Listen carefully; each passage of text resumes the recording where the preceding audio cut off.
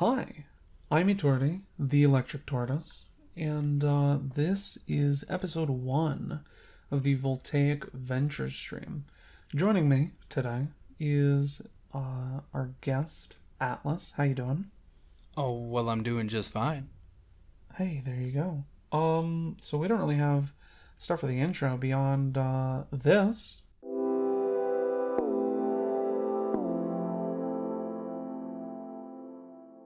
And that's when the intro will play. You see what I did there? Yeah. I didn't even plan that. I just went, oh, Wow, just throw it in. it's amazing. Yeah, crazy production value on this one. So, today, as you already know from seeing the title, we are going to be talking about several things, including Bionicle and Wallace and Gromit.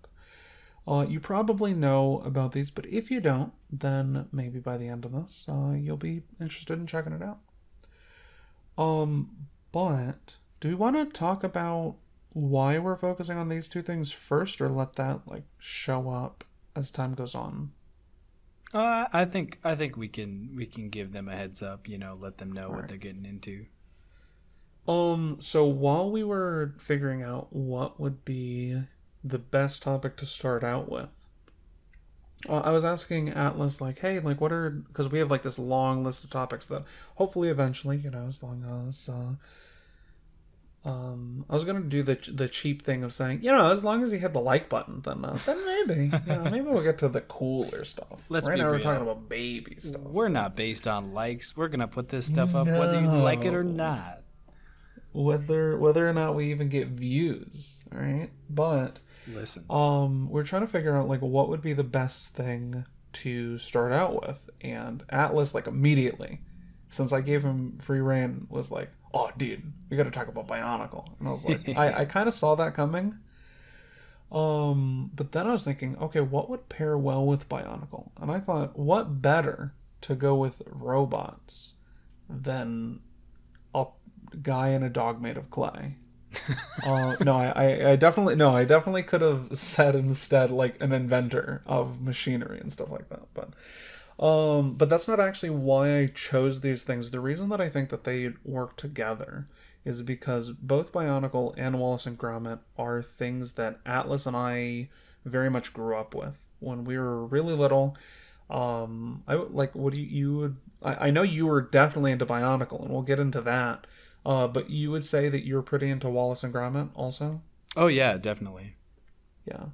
And we'll get into more details with both of these. But the goal with this one is to explore what these things are for the people who maybe don't know. And to talk about our favorite things and things like that, but really to see, and this will probably be the hardest aspect because it's not only going to be recalling, it's going to take a little bit of analysis from us. Being that these are two things that were from very early on in our lives, we want to see, are these things that kind of shaped our likes for future things? Are there things that we like now that are similar to Bionicle? Are there things that we like now that are similar to Wallace and Gromit? And how are they similar? Or could it be that it's not that these things shaped our likes for the future, but rather just kind of showed us a pattern.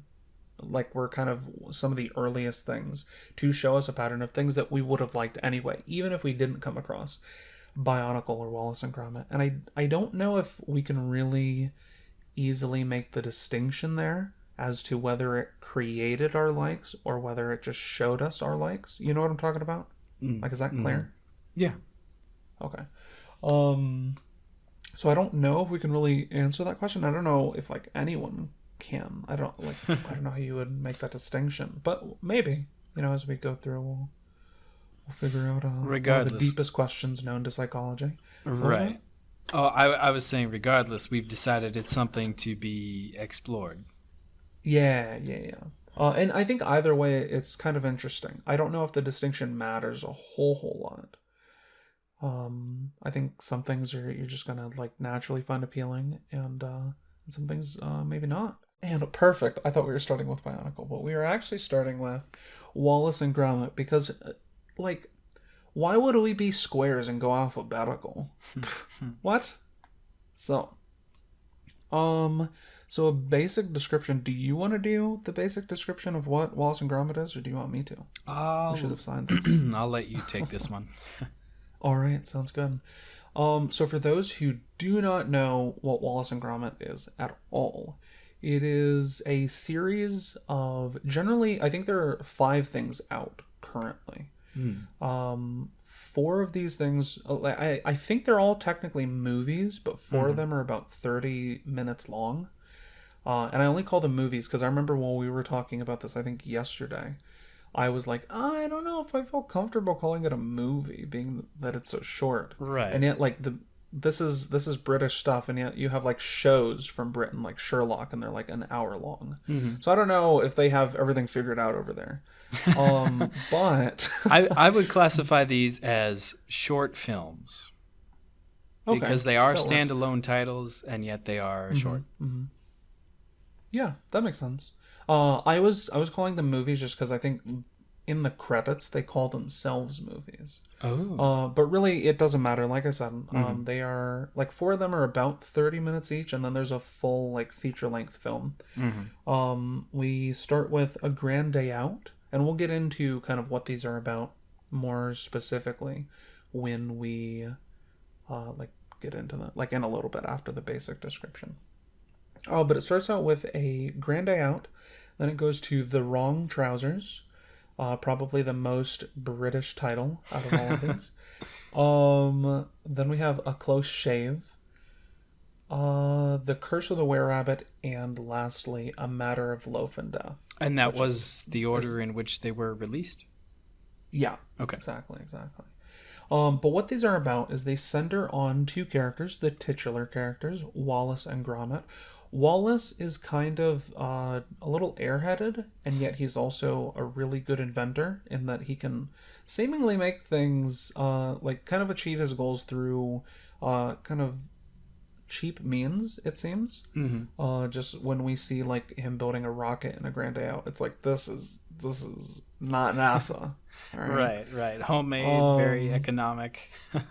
Yeah. And there's also kind of like a Rube Goldberg sense to a lot of their inventions. They have like the technology is like built into the house, so they have like a table that kind of flips and there's a bowl there ready. And just like trying to figure out all these high-tech ways of doing really simple things. And we'll get into it more. And then he talks, and he's British and stuff like that. But we also have Gromit, who is his dog, who does not talk, but he seems to be the smarter one of the 2.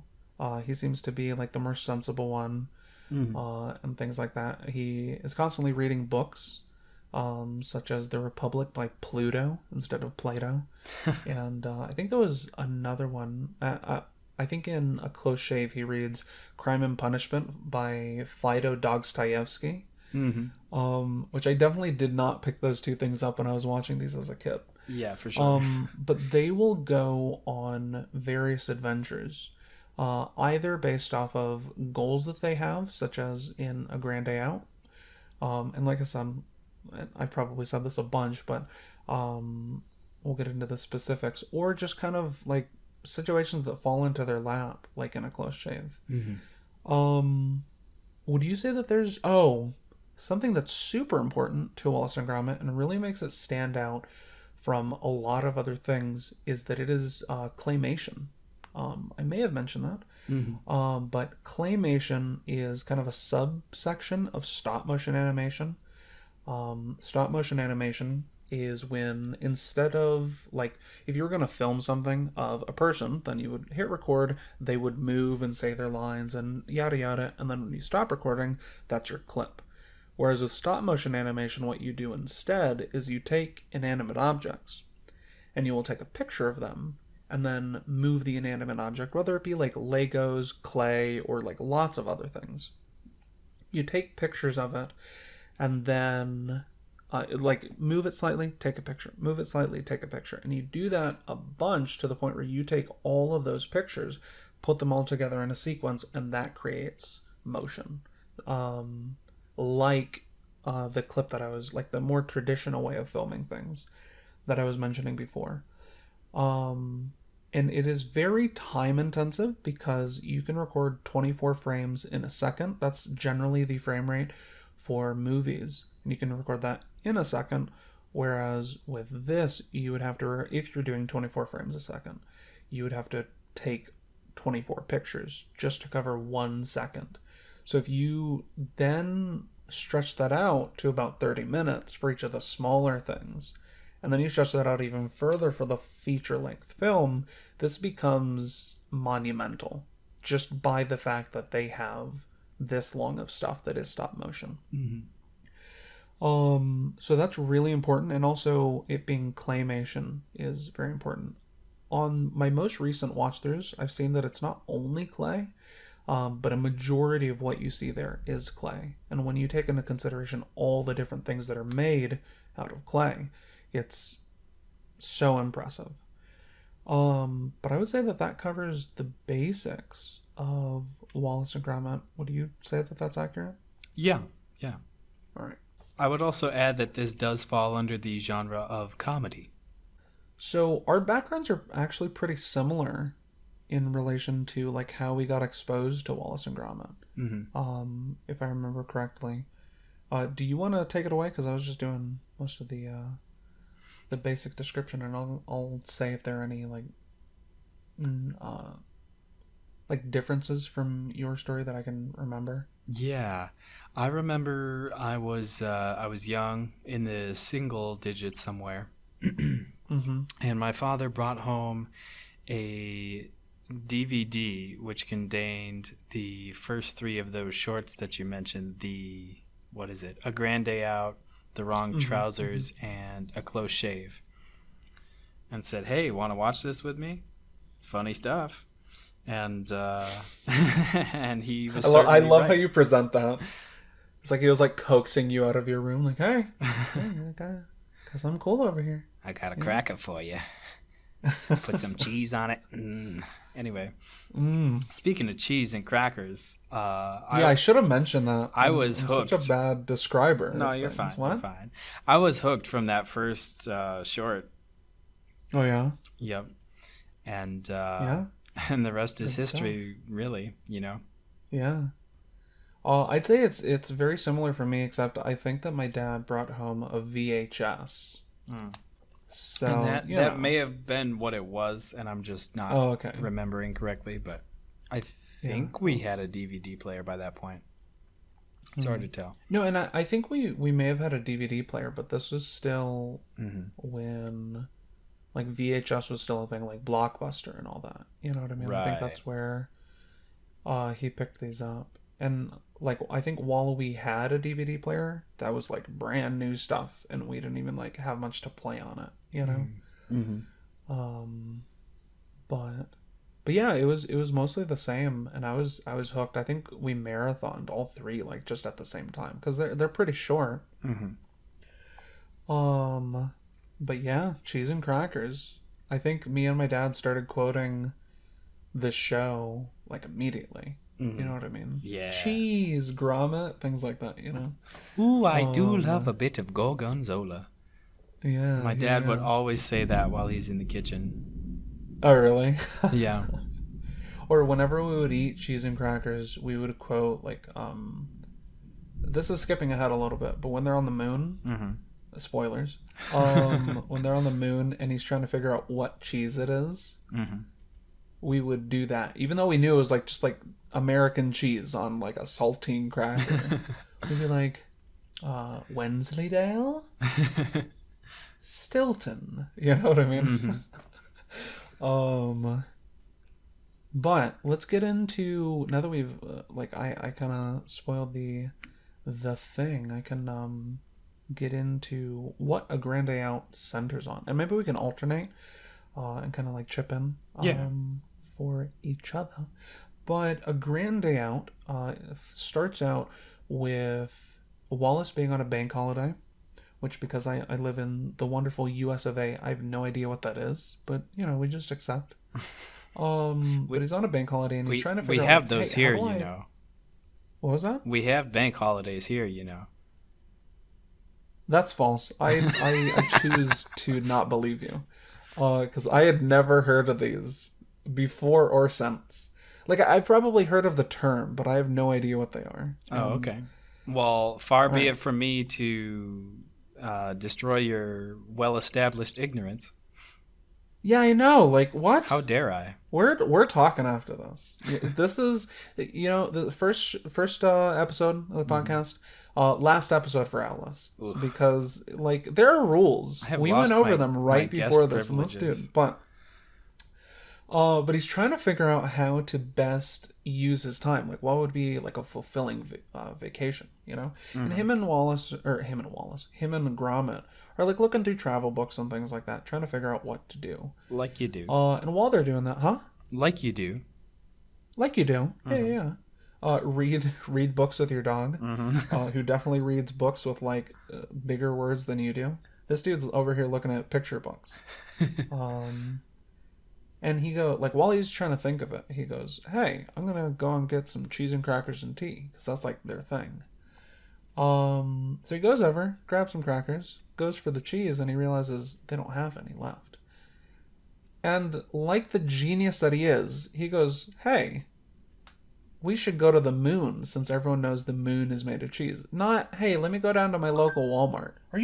I'm such a professional. I'm such a professional that my phone went off.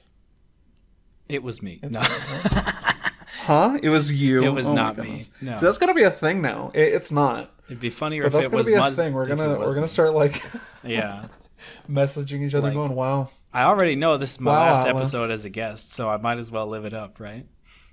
That's true. Yeah. You're done after this. I'm surprised that I'm even still recording this. All right, but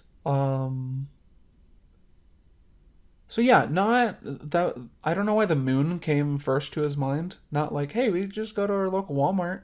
They probably have Walmart in Britain, right? Or just something. Yeah, you know what I mean. Yeah. Your local corner store. I'm sure they have like cheese or something. But no, this dude wants to go the extra mile. So he starts designing his own rocket. Starts building it in like. I think there's a part where he's like cutting a door in half. This is exactly what I was referencing when I was talking about him doing things kind of on the cheap at times. Yeah, whatever lumber he can find. Building it in his basement. Yeah. So he's building it in his basement, builds this rocket. There are shenanigans and stuff like that. We're not going to get into like all the details. Especially because we want you to check this out. Highly recommended. Maybe should have saved that for the end. Wow, Atlas. All right, jumping ahead. But builds the rocket, though lots of it is also Gromit. Because though Gromit is a dog, he very much acts not like a dog. While he walks on all fours, he's very human-like, both in his ability to express emotions and just like the actions that he takes.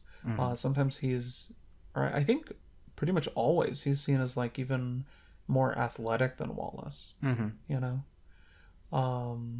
like skillful. He can like fly planes and things like that, but we'll get to it. They take off, they get to the moon, they immediately kick a soccer ball. This is probably my favorite joke in the entire episode. Wallace brings all these like picnic things, and like maybe on a picnic you take a break from like eating cheese and crackers and tea, kick around a soccer ball till you get hungry again, and then you keep on going, but they get out of the rocket, and this dude has the soccer ball in his hands, and he kicks it, and it goes up, and Wallace and Gromit look up, and it never comes down. And I don't know why, when I was young, and even now when I rewatched it like today, that joke just stood out for me more than anything. And it's not that the rest isn't funny, but that's it. But then they go, well, guess that's how it goes. Start eating the planet. That's the moon doesn't count as a planet, right? It's like a satellite. Right. Well, it's Okay. it's a moon. All right, look, or it is a moon. Yeah. But also the moon because I don't know the word for it, so I'm just gonna skip that. Yeah. They cut up a chunk of this moon. Yeah. That works. And before they can really make a dent in this, they come across a robot or something. Or it seems more like a fridge, like a vending machine fridge type thing. Because Wallace sees that he can like insert money, so he throws in a 10-pence coin. And it does nothing. And it's like, what? But after they walk away, it actually like registers. It kind of took a little bit to click, maybe because people haven't been on the moon for a while. It needs to get a little greased up. But it turns on, and it's kind of like this security guard for the moon. Would you say that that's accurate? It has that capacity when it sees that certain rules are not being observed. Yeah. Has like a police baton. Yeah. So, he's waking up, looking around, having a time, until he sees some picnic materials. He's like, what in the world? What is that? He goes over and sees that one of like I don't know if it's stalactites or stalagmites, which I think it doesn't even count because these are on the moon and not in a cave. But kind of that formation, like sticking out, has been cut off. He's like, what? This is not good. Immediately takes some crazy glue and just puts the tip right back on the planet. Which I think is pretty funny. But he slowly realizes that there are invaders here. And messing up decides, the environment. Hey, they're messing up my planet. I gotta take them out. And he goes over. What in the world? Oh no. My cat has entered the chat. This could be catastrophic. Catastrophic. Oh my goodness. But catastrophic. Yes. But he goes, I gotta take these people out, But right before he like clobbers Wallace, he runs out of money. Like because it's like he's a parking meter or something. Yeah, that's exactly what I was thinking. A parking meter. I would tell you the rest, but I'm actually going to stop myself right here. And the reason is because my goal, or one of my goals in this, is to get you interested in checking these out or rechecking them out. Because I think they're really good. So I'm not actually going to tell you what happens to Wallace. I'm going to leave you in a state of suspense. Now, obviously, Wallace somehow makes it out because there's a show, and it's not just called Gromit, a Star Wars story. Well, they're on the moon. They don't need to go that much further to get to like Mustafar or something. You know what I mean? And if the moon is made of cheese, Mustafar might be made out of like pepper jack. That place is spicy, So you never know.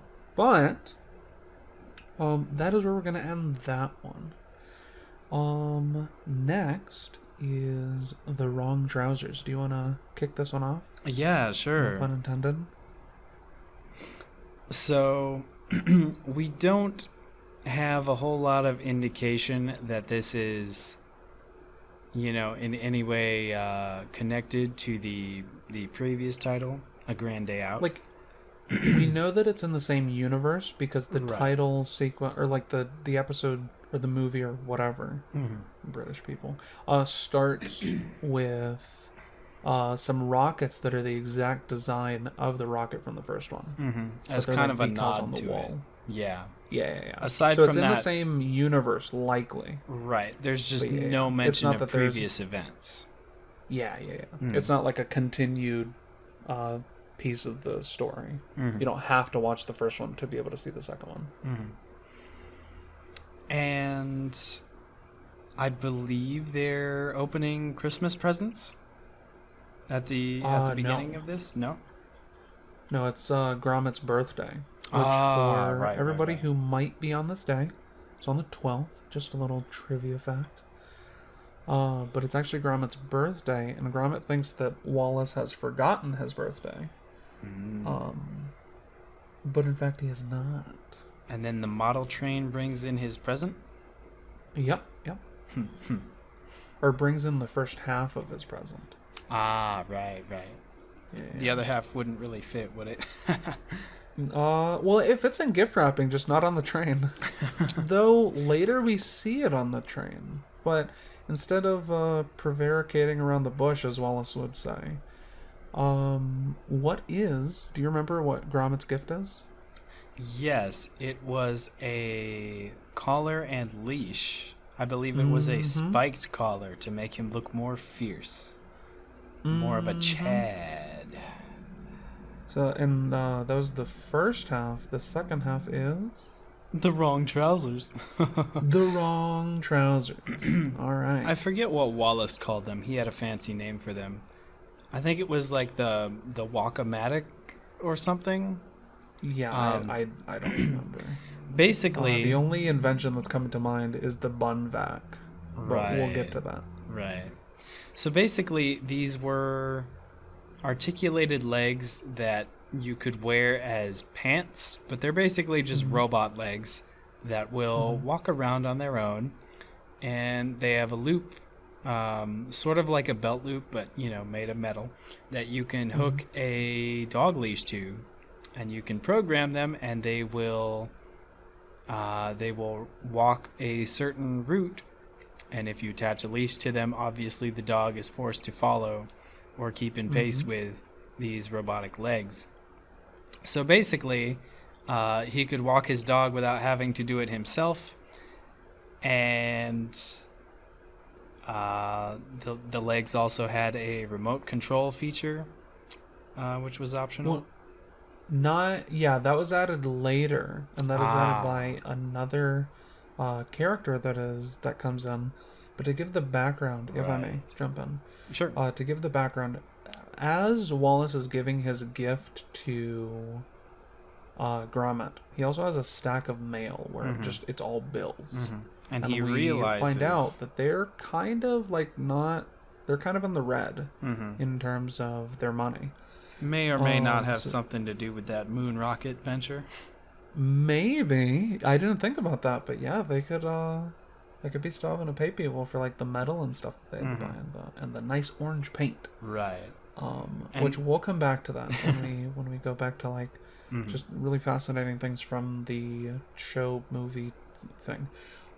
Because of the bills and the rising expenses, Wallace realizes that he needs to make some changes around their house. And so he actually opens an upstairs room for rent. Yep. And they receive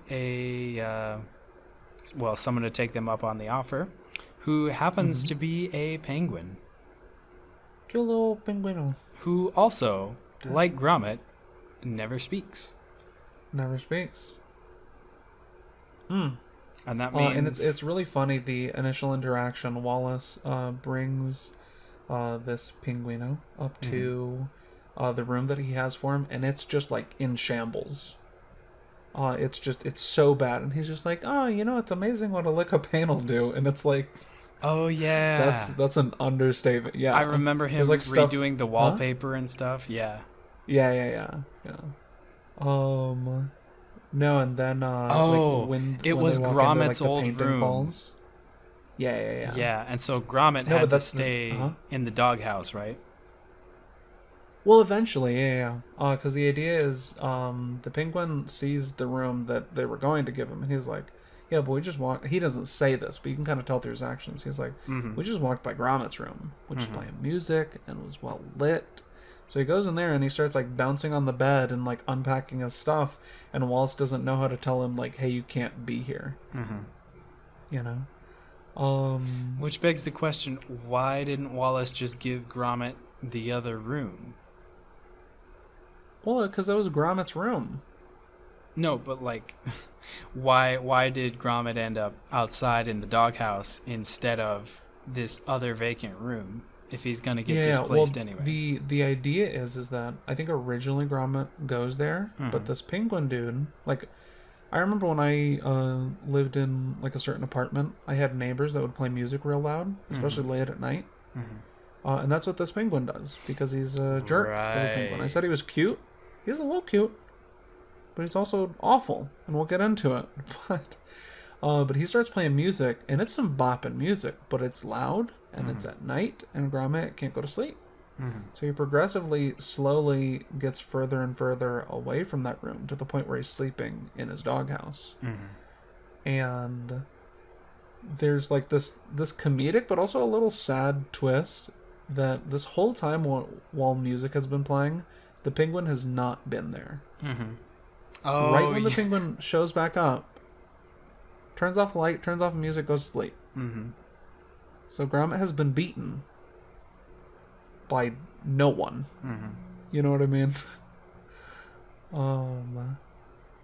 But eventually Gromit sees that Wallace and this penguin are kind of growing closer.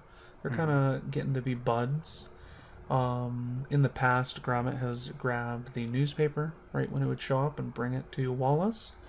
But when he goes to do that, the penguin snatches it right out from under him and brings it over to Wallace. Same with his slippers. He's just really being replaced in his own home. He doesn't feel like he's wanted or needed or anything. So eventually he goes, "Hey, I'm just gonna pack up. This just isn't a place for me anymore. Like I've been saying, he's been replaced." I will also note that at least one of these newspapers features an article about a wanted criminal. It said something like, chicken. "Have you seen this chicken?" Yeah. Wanted for chicken. For burglary. Yeah. And actually, going back to that, it's interesting. I find it interesting in movies and shows and things like that when they'll have newspapers, because I try to pause things and read what they have on them, because I want to see if they use that for like foreshadowing or for world building or whatever it may be. And generally, if you see a newspaper in something, it's there very intentionally. So I checked these out, and we'll get to it. It's a little spoilery, but there's actually a newspaper that's talking about a brand new gem that is on display. And I thought that was fascinating. I had never picked that up before.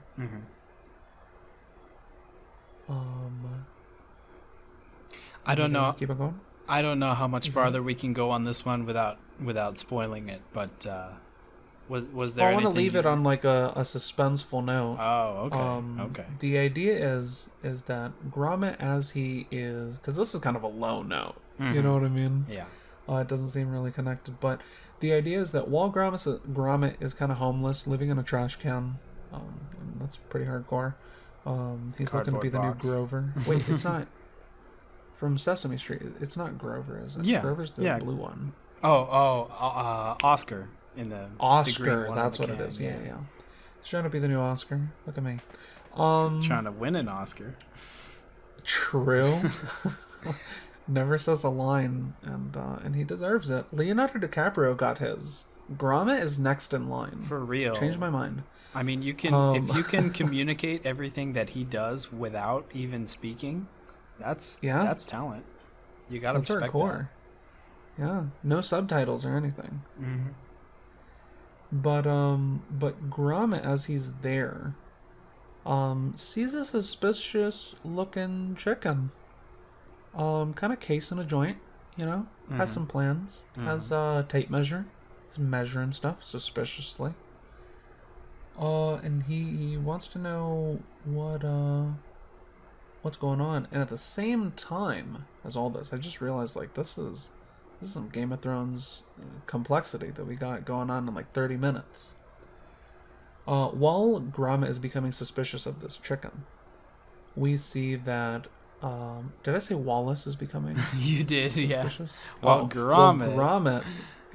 While Gromit is being suspicious of this chicken, which, because you can't see who we're talking about, he does not look like a chicken. Like, the audience can tell this is the penguin. Not from Batman. From Wallace. What a twist. What a twist. Imagine this tiny penguin pulls off a suit and he's this fat crazy man, Danny DeVito. I could believe it, you know.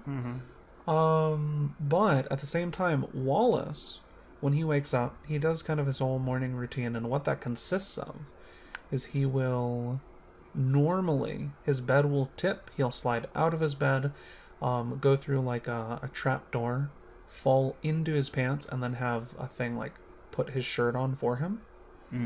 But this time, when he falls through the trap door, he falls into the wrong trousers. And he has like the whole like shirt routine and whatever. But he notices that instead of the controls being on the actual pants like they are originally, they're not there anymore. There's like a plate that's covering the controls and he can't do anything. But he just starts like running around like mad without knowing why it's happening, without knowing how to stop it.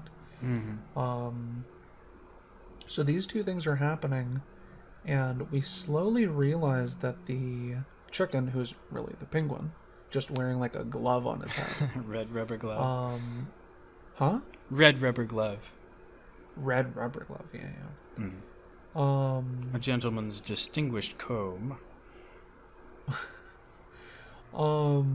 But when, like, we see that he is actually planning on using Wallace to rob the jewel while he's asleep, just by like controlling his legs and whatever.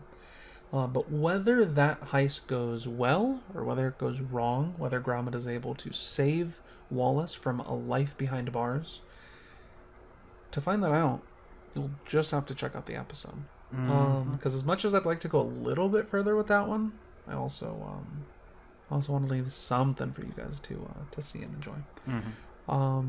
So the next one is A Close Shave. This one is centered on there's like a problem that's been going on in the town, and that is that there are person or persons unknown that are rustling sheep from the entire area. And that's kind of in the background. It starts out really ominously because we kind of get to see the villains right from the beginning. But they have like this truckload of sheep, and they're driving down West Wallaby Street. And I know they're driving down West Wallaby Street because that's the road that that Wallace and Gromit live on. Which I didn't remember until today. So I guess like I'm barely remembering it, you know. But a sheep escapes from there. But before one of the two bad guys goes out to grab the sheep, the other one goes, no, it's not worth it. So they keep on going. When morning comes, because that happens at night, we actually get to learn that Wallace and Gromit have started a business. And this business, at least this time, because as you'll see, they switch around a couple of times. This business is actually a window washing service. So they'll go around washing like windows and other like glass things like clocks and things like that with their various inventions.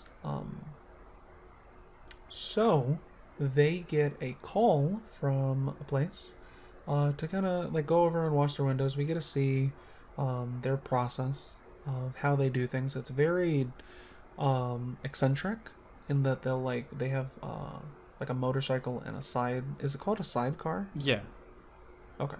Cool. Because I just made that up now. I guess it really works as a title if I don't even have to remember and I can just boop. But they go in a sidecar, and while Gromit is holding a ladder out in front of him, and it seems like they're like jousting with this like storefront window. Right before he's about to go into it, he tips the ladder down. It goes into like this water grate or a sewer grate there, and it launches him up. And that is the first step to him bungee jumping while washing windows, because apparently that is the most efficient way to do so. Though I do want to jump in and say that was probably Wallace's idea. Because seeing like his crazy ideas for other things, that seems more like a Wallace thing to do. Though he clearly puts his dog in danger instead of him, so he can chat up the store owner inside. And while Wallace and Gromit don't know this, even just seeing like as little as we do at the beginning, we see that the dog and store owner of this like yarn place, they are the bad guys. And it's like, oh my goodness, what's gonna happen? You know what I mean? How is this gonna like spin out of control? At the same time that is happening, the escaped sheep that goes into their house, it's really weird. When I was watching it today, I was like, this is a sheep, not a goat. Mm-hmm. But like a goat, it starts just eating a piece of everything. It starts eating couch cushions, starts eating newspapers, boxes of porridge, just all sorts of stuff, like electrical cables.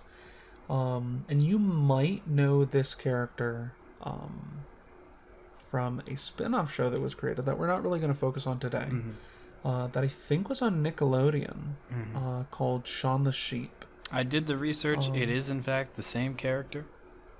Yep. I was genuinely surprised that it was, but oh, like, really? Not disturbed by it. I was like, oh, yeah, well, that's a thing. Yeah. Man, I almost want to get into my thoughts on the show, but we're not doing that right now. And maybe we'll do that in the future. But, so as the title of that spin-off show would imply, this sheep's name is Shaun.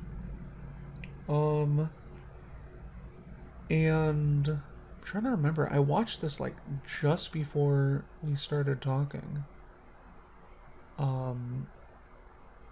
But Gromit starts seeing that things are a little amiss. And like I was saying before, Gromit is generally the one to like pick up on small clues here and there. At least definitely more than Wallace, you know. And because the other dog like clearly does not like Gromit, he then actually frames him. And actually, I just realized that's kind of a pun, because the way that this other dog frames Gromit is by luring him to stick his head through a hole in the wall, and then takes a picture of his head as a part of a painting of him holding a knife and a sheep. So he's literally framing him. That's crazy that I never picked that up until like right now. And I will note that there had been reports of someone stealing sheep in the night. Probably another newspaper thing. Yeah. There was like the sheep rustling.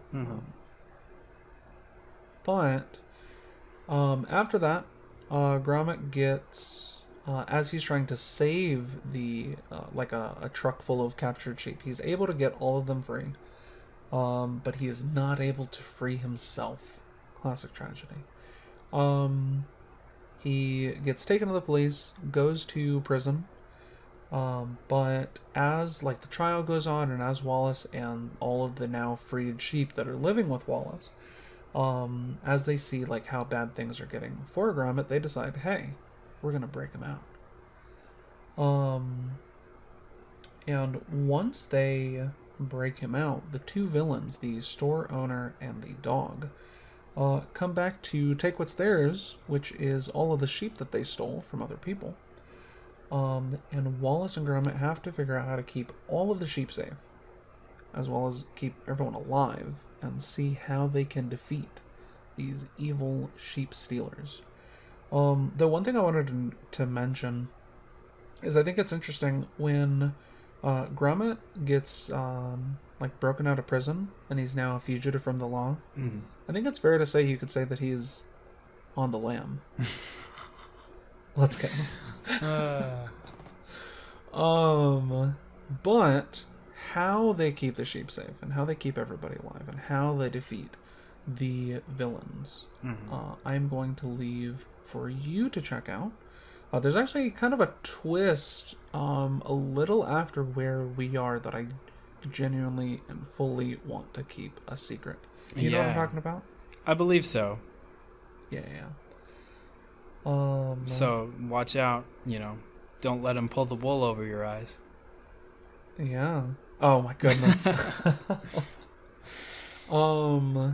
That brings us to the feature-length film, The Curse of the Were-Rabbit. Do you want to take away this like the beginning of the synopsis? Sure. So we see Wallace and Gromit in a new occupation, as they tend to switch around. They are now pest control types, although they do everything humanely, I believe. Catch and release methods. And we see them using sort of like a grabber tool that's meant to fit, to when it's closed, it forms a ring around an animal's neck. Mostly they focus on rabbits that are terrorizing people's gardens, right? But they get I think just like with the sheep rustling, seems to be like a bunch of rabbits around all of a sudden. Just kind of like terrorizing the town.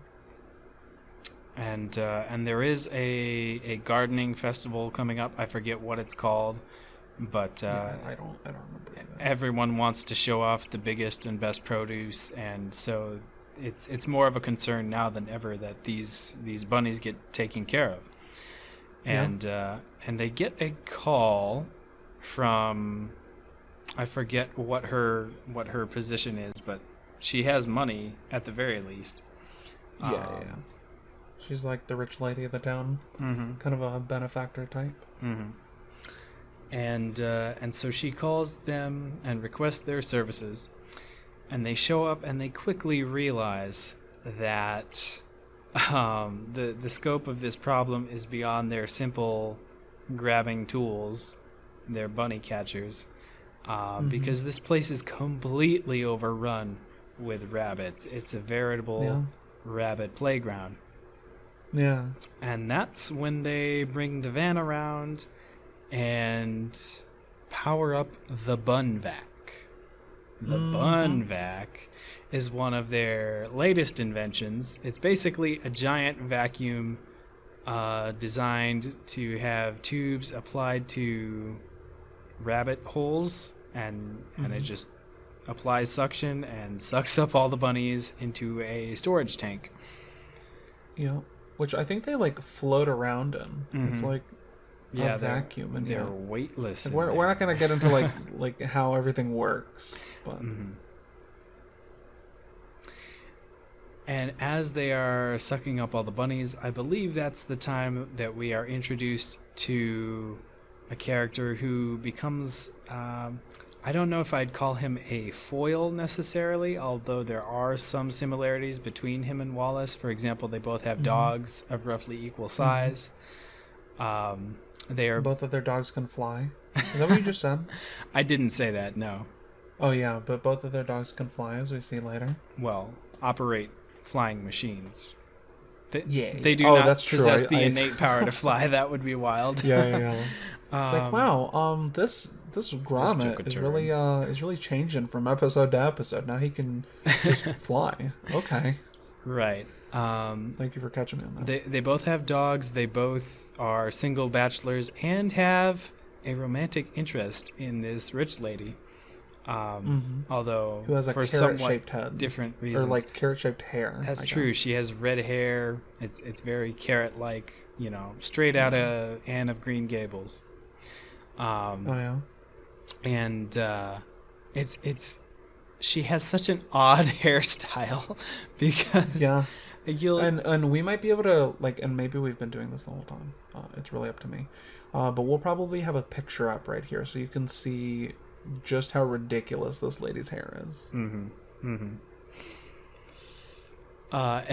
Anyway, we are introduced to this character who sort of becomes Wallace's rival throughout the film, and he loves touting his gun around. He's actually prepared to blow one of these rabbits away right before the rabbit gets pulled away by the suction force and into the bun vac, saving it. And of course, this lady wants to be humane to the bunnies. She detests the killing of the poor innocent creatures, which obviously... You're getting really close to, like, just quoting the movie right there. Am I? I think, like, from my memory, like, you said, like, veritable earlier. I think that was... Interesting. That's not quoting verbatim, but I mean, like... Yeah. Just this stuff sounds really familiar. Mm-hmm. Anyway, they take their captured rabbits home with them to dispose of them humanely, but Wallace realizes that if he just lets them go, they'll become a problem somewhere else. So he tries to come up with a means to neurologically reprogram these bunnies or condition them so that they prefer... Yeah, it's kind of like hypnotism. Right. So that they prefer food other than vegetables. Yeah. So that Which, they if you will think leave about it, like, gardens alone. what... And maybe it's in the movie and I don't remember, but, like, what could he be trying to reprogram them to be? Like, is he trying to turn them into carnivores? Are we getting, like, a Banicula over here, you know? You know... Have you heard of that? I have, yeah. Yeah. I believe it was a children's book series. Yeah, I never read it because I was like, that looks super creepy. Yeah. That's straight out of Monty Python. You know? The thing about rabbits is a lot of the time they will devour their own young. Really? They do a lot of messed up stuff. They're disgusting creatures, truthfully. They look cute, but they reproduce quick and they turn on each other even quicker, apparently. Oh my goodness. Yeah. But anyway, so he's trying to talking about a kid show over here. He's trying to use these captured rabbits as test subjects to reprogram them, reintegrate them into the ecosystem. Yeah. And that starts off well enough until he accidentally flips the wrong lever. Right, he turns the vacuum on blow instead of suck, and he ends up with one of these rabbits pressed against his noggin, and it almost seems like they're both being electrified. But they finally managed to turn the contraption off. Well, I think they do it because Gromit takes like a monkey wrench and just and breaks he just the like thing. smashes the thing. Yeah, because it to wouldn't like shut free off. both of them.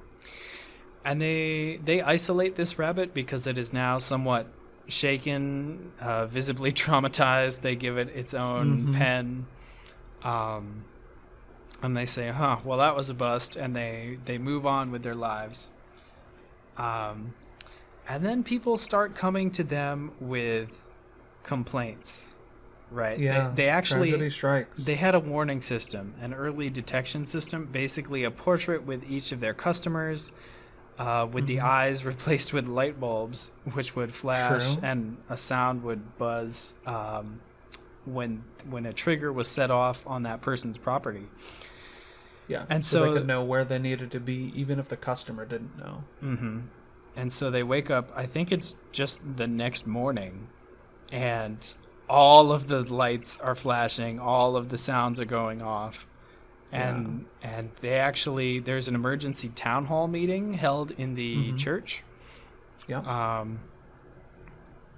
And everyone's mentioning how their vegetables were devoured and how Antipesto is the name of the company, by the way. Right. I completely forgot about that. Nice gag title. They're talking about, Antipesto can't actually protect us anymore. And of course, is it Victor Quartermain, the rival? I think so, yeah. Victor I couldn't remember it Quartermain earlier, shows but up that with his sounds dog. spot on. He silences the quarrelsome townsfolk with a blast of his gun into the air, which I believe actually knocks some statuary or like a gargoyle or something off of the edge of this church, and it falls next to him. And obviously he's there with the proposition that he can hunt down, whatever it is. It has been suggested that this is not multiple rabbits, but is one single, very large rabbit. In fact, or just like some sort of. I don't know if they say that it's even a rabbit. The vicar they might, but it's just like whatever it is, it's messing stuff up. The vicar proposes way more than before that it's a creature from from mythology, specifically Christian mythology.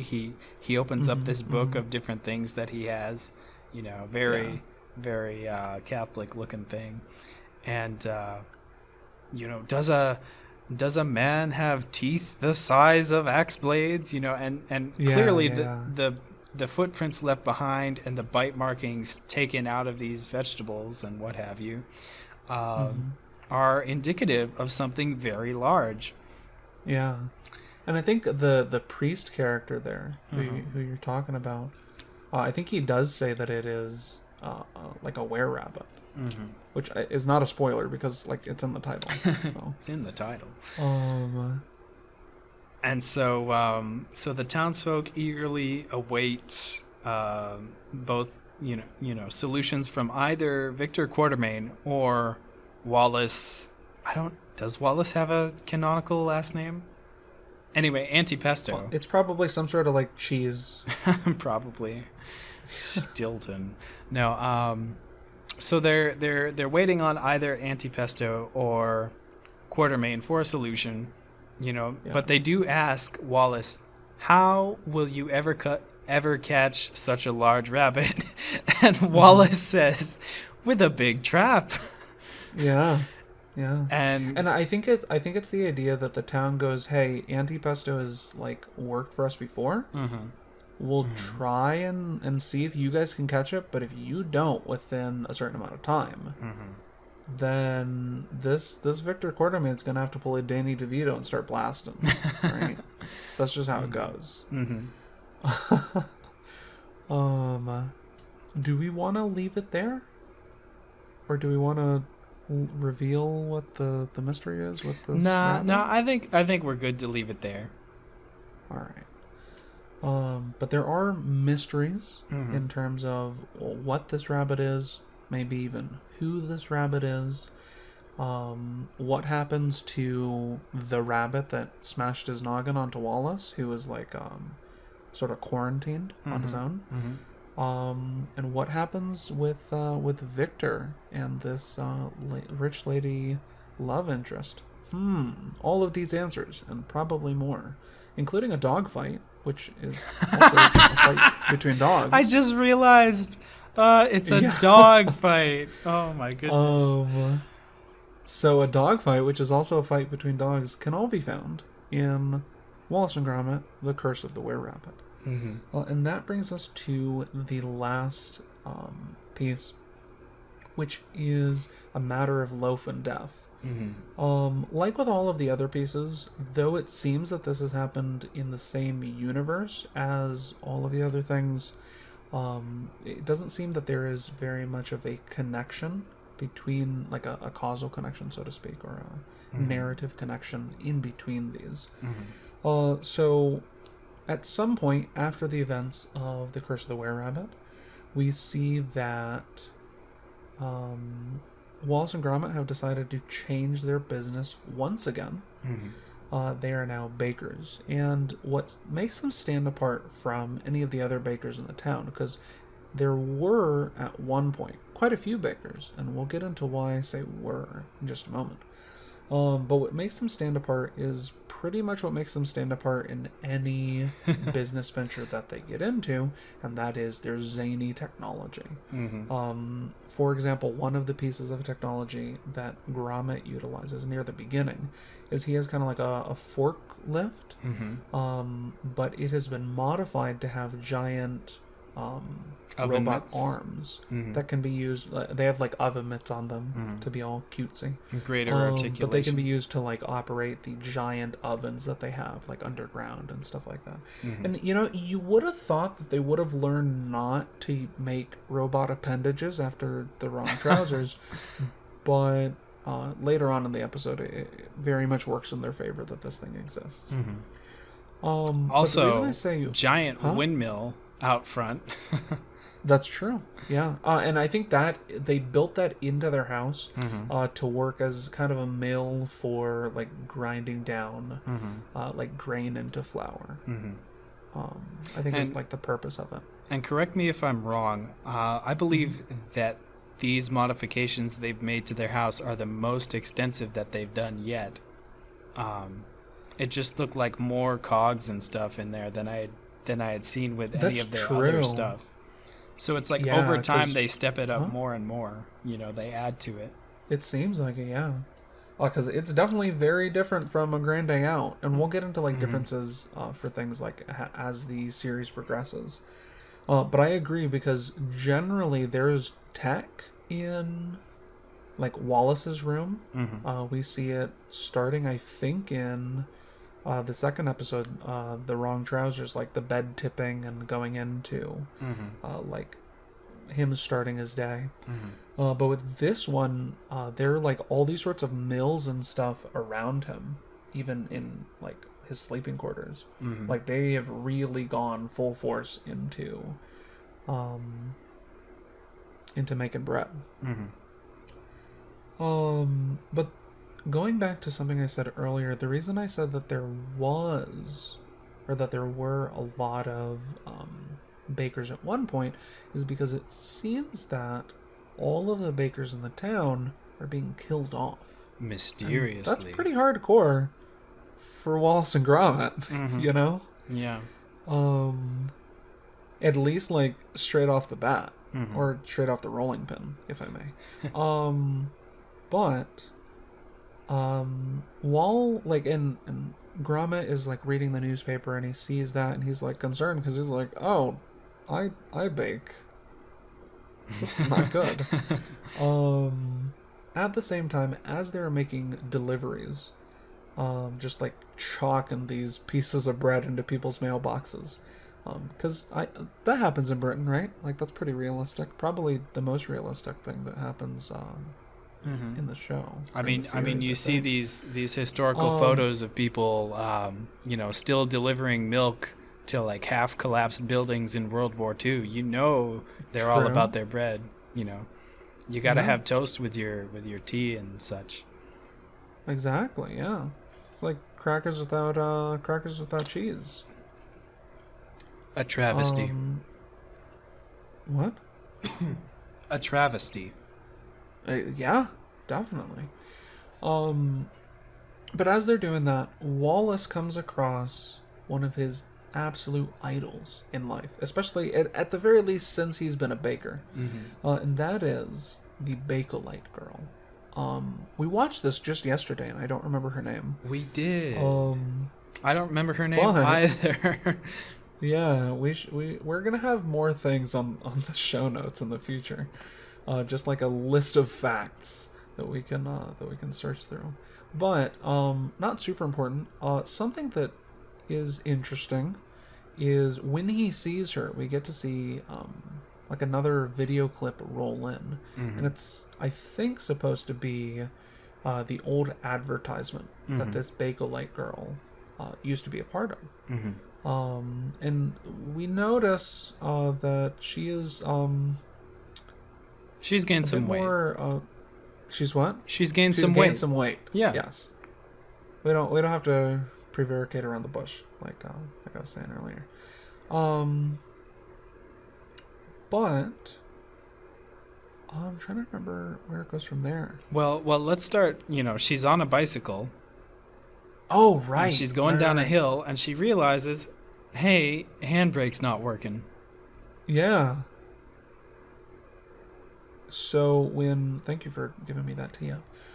When Wallace sees this, he's like, oh my goodness, like my idol, the girl of my dreams who just rode by, is now about to die. That's not allowed. What in the world? So he takes a quick U-turn, starts racing down, and they're working on being able to save not only the Bakelite Girl, but also the Bakelite Girl's cute poodle, who is there also. Because we were mentioning that Victor is kind of a foil for Wallace. I would say that the Bakelite Girl is also a foil for Wallace in that, like, it's not just like, hey, if you have a dog, then you're a foil, because then because that applies to a close shave also. Right. But it's more that like they're both bakers or they're both involved in bread. Which I realize I'm inbred myself. Yeah, the really funny line. But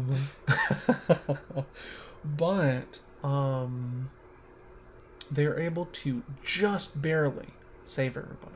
And we again get to see an example of Gromit being like just super competent, not only with like knowledge but also with physicality. Because while Wallace is able to like, or I just realized I didn't say like just how much danger they're in. They're going down this road, and for some reason, the road goes right into a zoo.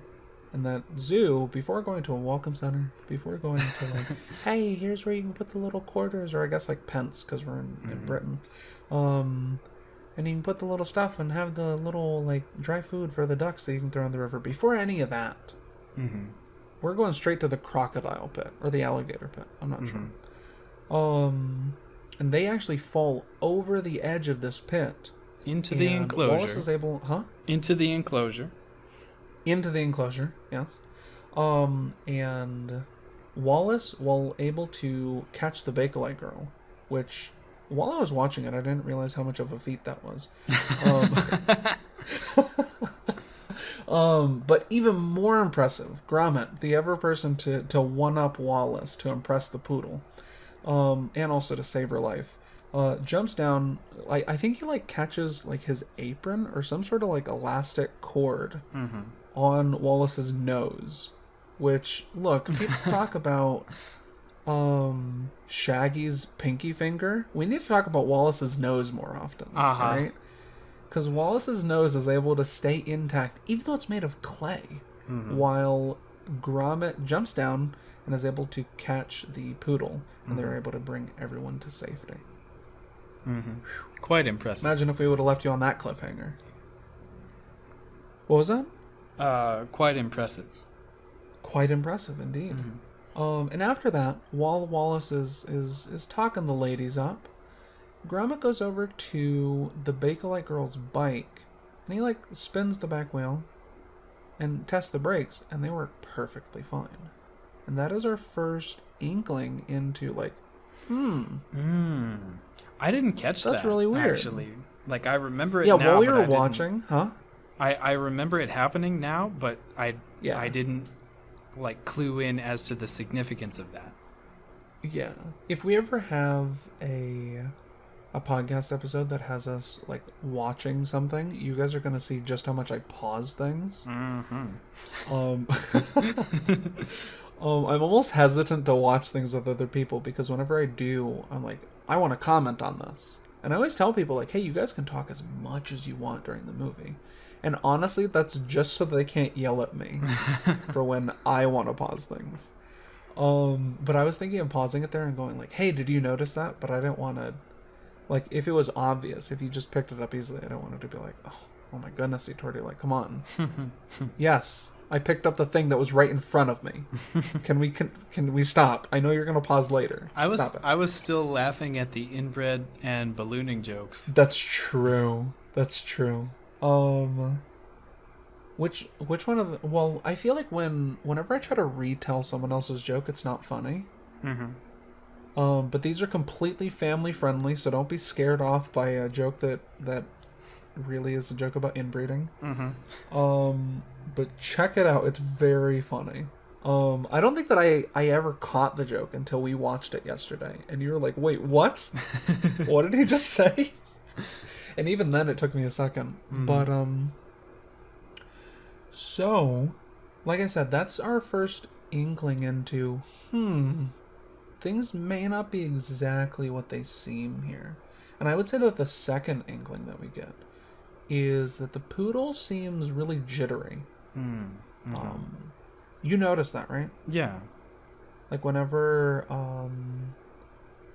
her owner would like tell her to do something, she'd just be like shaking there, seemingly traumatized. And only kind of do something when her owner kicked her, which I thought was a little like, whoa.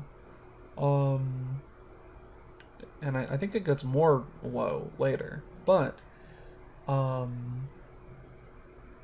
that happens, and at one point, like, the Bakelite Girl and Wallace start to get closer, because Wallace is definitely smitten with this girl. And she definitely seems to be picking up what he's putting down and then putting it down again. But closer, like, closer in like his direction, so he doesn't have to go as far to pick, you know what I'm talking about. Oh my goodness. My cat is attacking again. Aww. This is awful.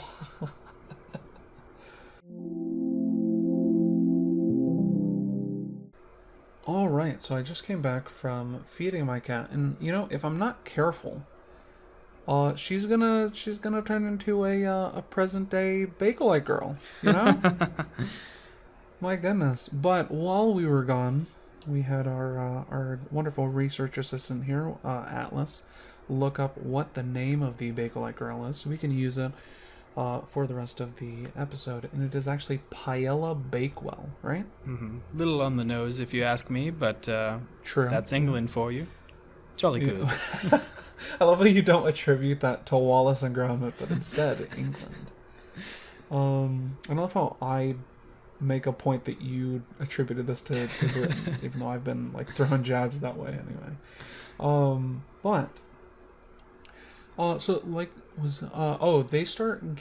They start growing closer to one another because I already said this.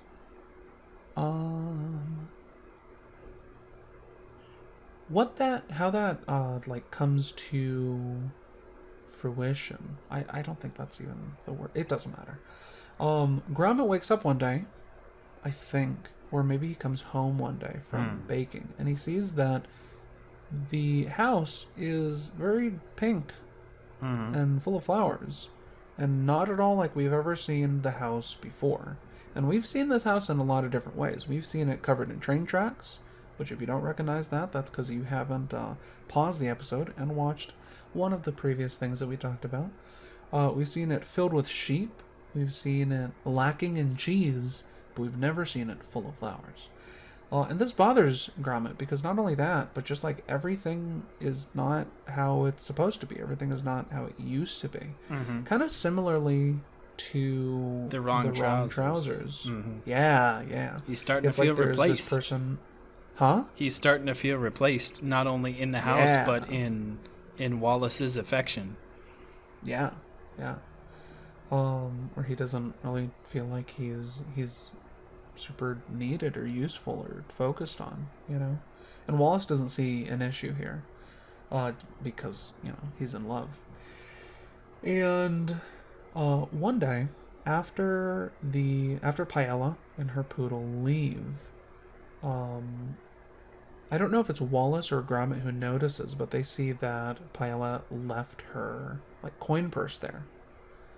And Gromit volunteers, or actually, Wallace, I remember this. Wallace goes to give it back to Paella. He opens the door and then he realizes that it's pouring, might I even say, cats and dogs outside. And he goes, never mind. And he's like, Gromit, you're up. So then Gromit is forced to walk out in the rain and bring it on over. It's all sorts of creepy.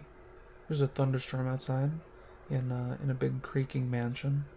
Strange shadows. And he sees the door that he probably should go into to return the purse, but there's an interesting shadow. Huh? It has the light under it. Yeah. And the rest of the house is dark, so it's not really ambiguous as to is she in here? Is she in here? What's going on? But he sees an interesting shadow play on the wall when the lightning strikes, and he decides that he is going to go and investigate it.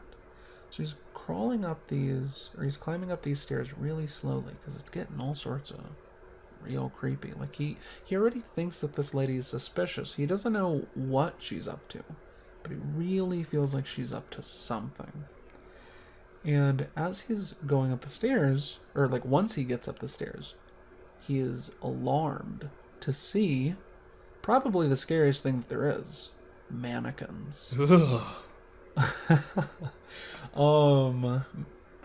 But what's really interesting about these mannequins is that they have aprons on, and they have chef's hats on.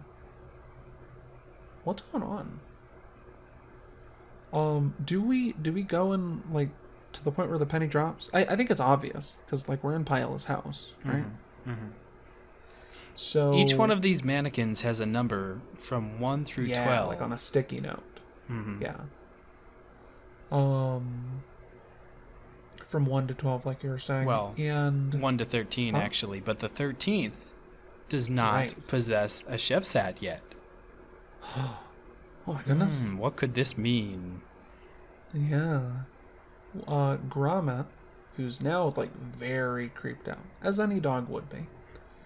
Generally, like, dogs are pretty scared during thunderstorms, right? Mm-hmm. Oh, yeah. Yeah. There you go. See? So this is really realistic. Have dog can confirm. Yeah. So Gromit walks over to, what would you call it? Like it's like lady furniture. Lady furniture. I'd say it's a what is it called? Is that what that's called? Here we're doing some like a vanity on the spot research. Mirror vanity cabinet, I think. I think I definitely picked the wrong word because I'm getting some weird. I think boudoir just means bedroom. I could be wrong. Oh yeah. I'm no expert on French. True. Though if you look up boudoir and go to images, you're gonna find some maybe good to turn on safe search at least while you're on the podcast. But so it's definitely not that. I don't know why that's the first word that came to mind, but it's staying in. Mm-hmm. But it's pretty much like and you guys probably you're probably going, oh my goodness, these dudes are stupid. Hey, we are relatively young bachelors, so you can't. There you go. Like why are we gonna know this? Come on. If you want to educate me, you can pick me up at 8 this Friday night. Hey, we'll go out for some cheese and crackers and talk shop. Let's go. Be like, look, y'all need some education, all right? And Atlas is all for learning, you know. So, but it's like a cabinet, mm-hmm. you know. Carry some clothes, has like 3 mirrors there, mm-hmm. so you can see what you're doing while you're putting on your makeups and making sure that your hair is all in place and things of that nature. And while he's there, he sees a book that has a heart with an arrow through it, and when he opens it, he sees Paella posing for a picture with a chef. And it has the number 1 under it. And he sees that just like the picture, there is a mannequin that corresponds to that. Mm-hmm. And he goes through these pictures, and it's a bunch of different people, a bunch of different bakers specifically, posing with Paella. Mm-hmm.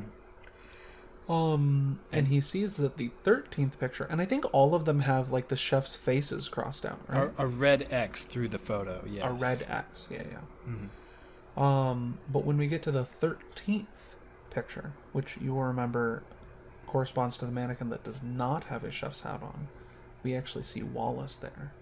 And Gromit realizes, oh snap, he's next, you know?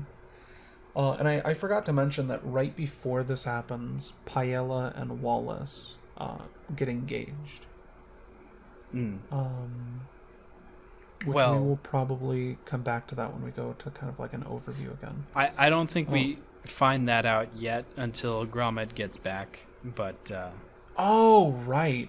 When he returns, then it's like, look at that.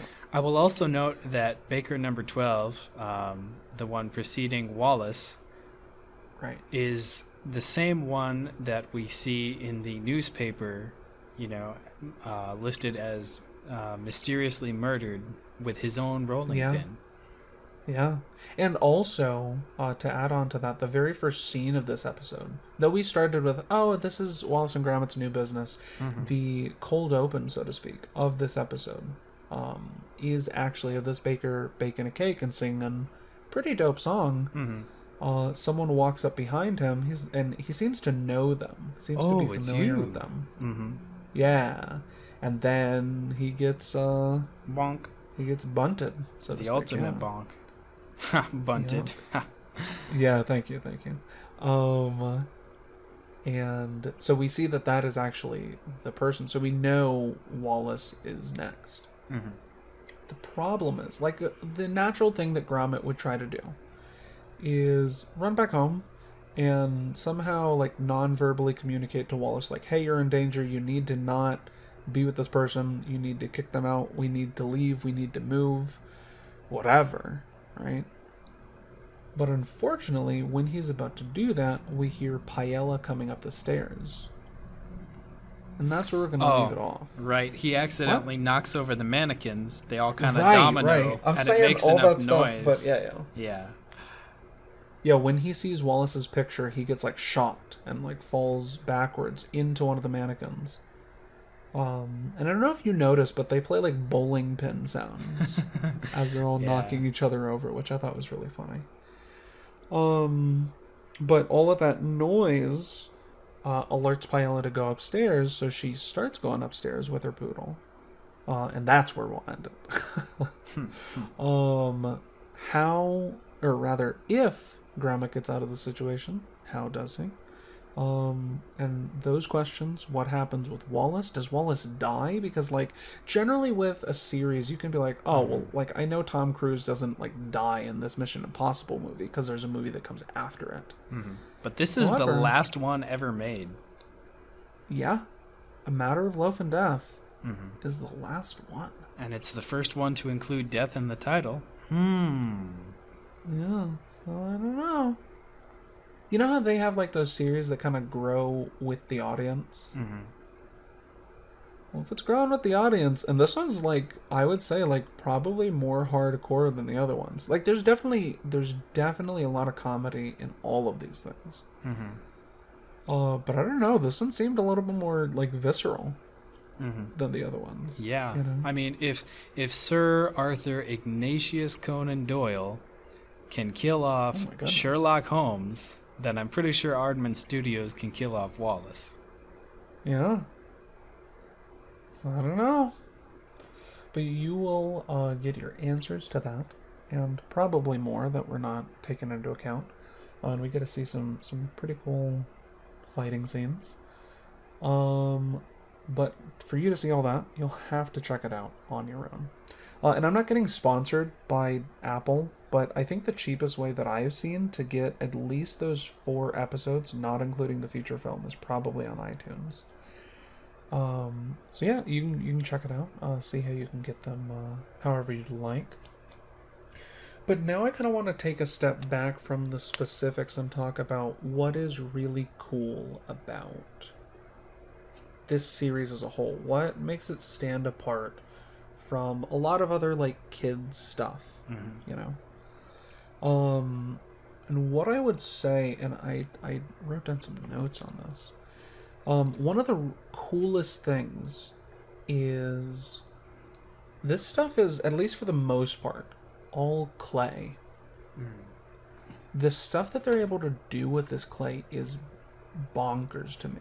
And I have a little bit of insight into claymation. When I was in 8th grade, that was the only year that I was able to participate in a science fair at my school, just because they didn't offer it other years, I guess.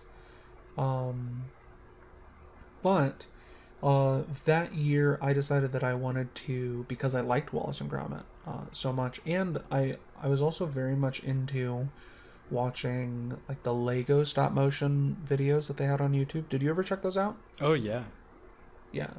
You had, like the song things, like they do, like, Weird Al's Yoda and what is it, like, it's like the cover or the spoof of Complicated. Is it, like, Related or something? Do you know what I'm talking about?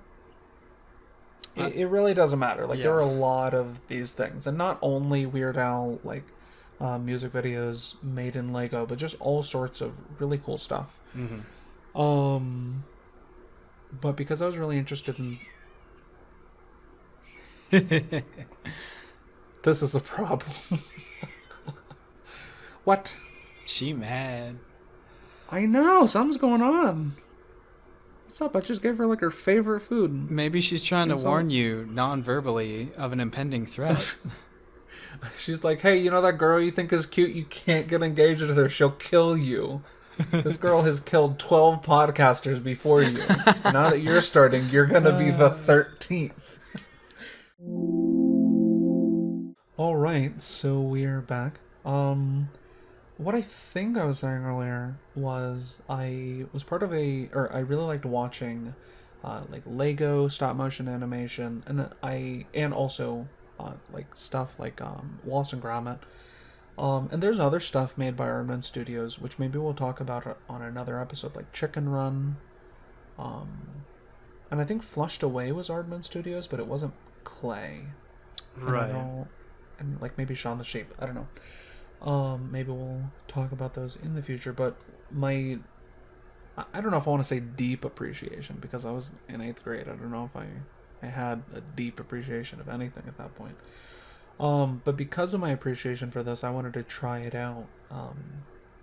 And just for those wondering what like the question of the science fair was and like the results, the question was, which is the better medium to work with? Clay or Legos. And what I concluded was that they're both good, but for very different reasons. With Legos, you can very easily recognize what things are, because they'll make like a tiny model of like a fish, or you can build a car and it looks like a car, even if it's all sorts of different colors, because you always mix together your Lego sets. Or you have like a Lego minifigure and you realize, okay, that represents a person. Whereas with clay, you really have to put in the work to make it look like anything in particular. But once you do that, if you are going to take the time, then you can make it look like anything you want. And I think that really well leads up into Wallace and Gromit. Because something that I have never noticed, something that, like a thought that has never come to mind while I'm watching this is, oh, I could see that they wanted to do this, but because of the limitations of the medium, they were not able to. They do stuff that would never even come to mind for me. In that they'll have like, one of the things that I had written down here is like the liquid physics in the show. Because you'll have sometimes at the beginning of episodes, Wallace or Gromit pouring tea into a cup. But it's coming out of a glass, or not a glass, a clay container, and I assume that the quote-unquote tea is also clay. It's hard to tell. I think at least one of the times it definitely is, but it's like, how? Even though you're taking photos, how do you make like realistic splashes and things like that? Not like photorealistic, but just like the physics seem to work. Yeah, it's really satisfying to watch. Like, It's really satisfying to watch. Yeah, the motions. Well, it's yeah. I was just about to say that it's very immersive. You almost forget that you're looking at clay. You really that's a do. Point that I want to bring up in a second. But just liquid physics, not only with them pouring stuff into a cup, but also there's a scene in. I think it's A Close Shave where they have a cannon that shoots porridge. And it's just shooting porridge. And you just think, there's no way that's clay. There's no way I could pull out like 3 tubs of Play-Doh and just like, just put that together. You know what I mean? There's also like in episode 1, they paint the rocket orange. And I think I mentioned that I wanted to come back to this because, like paint often does, this paint drips. It'll like fly in different directions based off of like how hard they're brushing and things like that. And there's a shot where Wallace has an umbrella that is catching all of this paint, and it just has like all these paint splatters. And when he goes to look up at Wallace, a splash of paint hits him on the nose, and it splatters on his face, and it's like, how do you do that with clay? You know? And I didn't watch these episodes frame by frame to like see if I could decode it, but it, like you're saying, it's very satisfying, it's very immersive. Um, I'm trying to see if there's anything I have here on that idea of like liquid physics and just how like good it is.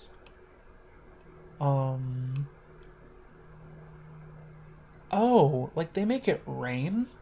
In at least one of them, I think in the wrong trousers. And I have no idea how you do that with clay. And like some of this, it could be that it was animated in, but even if that's the case, it's just as impressive because they're able to animate things in, if they do, in a way that just seamlessly works with the medium. It's not like the prequels in Star Wars where it's like those effects are not looking good. You know what I mean? Yeah.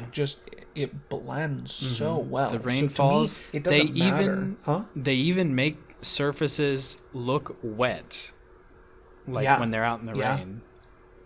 Yeah, and not only that, but they will make things shiny like they're wet. Like in the basement in the first episode, you have like these cinder blocks that are painted black, and it looks like they have glossy paint on them, and I can't tell if it actually does have glossy paint on it or if they put like speckles of white to make it seem like there's glossy paint on there. But whether it's one or whether it's the other, it just works so well you forget that it's clay. Or just whatever it is, it just looks real. You know? Going back to the porridge real quick though, because I remember the porridge machine malfunctions, and it starts shooting a bunch of porridge all over Wallace. And there's a part where he's almost like stuck to the wall while he's in his chair. It's like tipped back. And then he peels away from it slowly. And behind him, the porridge starts dripping down like it would.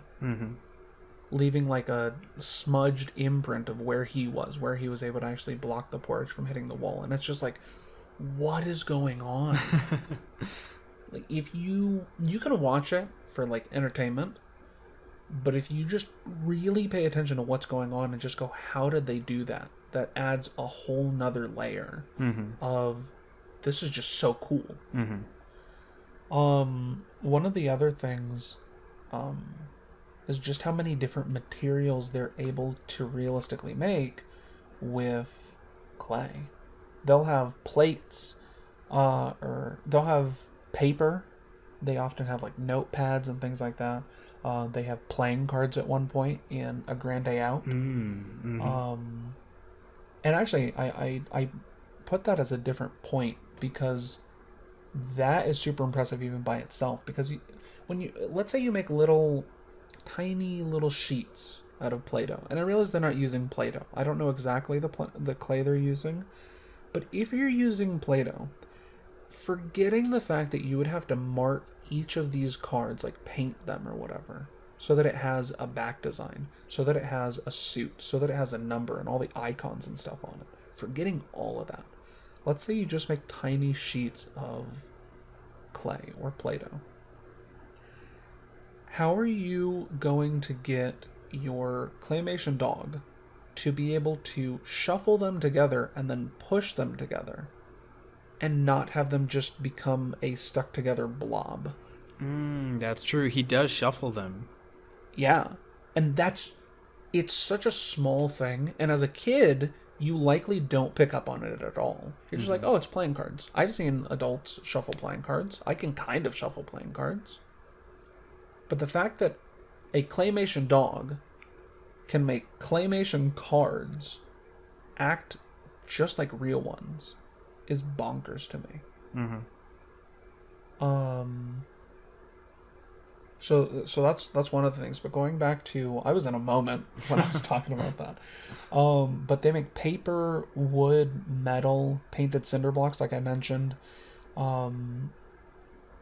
There are some times where things are very clearly not clay. Like in A Grand Day Out, they light the fuse for the rocket to go off. And the flame that they have there and the flame they have later when they light a match, if you look closely, I think is like some sort of foil or paper. But There's also almost, the diamond in the wrong trousers. yeah, yeah, I forgot about that. But yes, how is that made of clay? I And don't if it's think it not, is. I think they do use other materials on occasion. okay, okay. So you think it is, or you think it I isn't? think it isn't because I don't see Okay. how, when was the last time you saw not only translucent clay but transparent clay? Well, here's the thing with that, right? What about the super glue that the robot uses in A Grand Day Out? Hmm.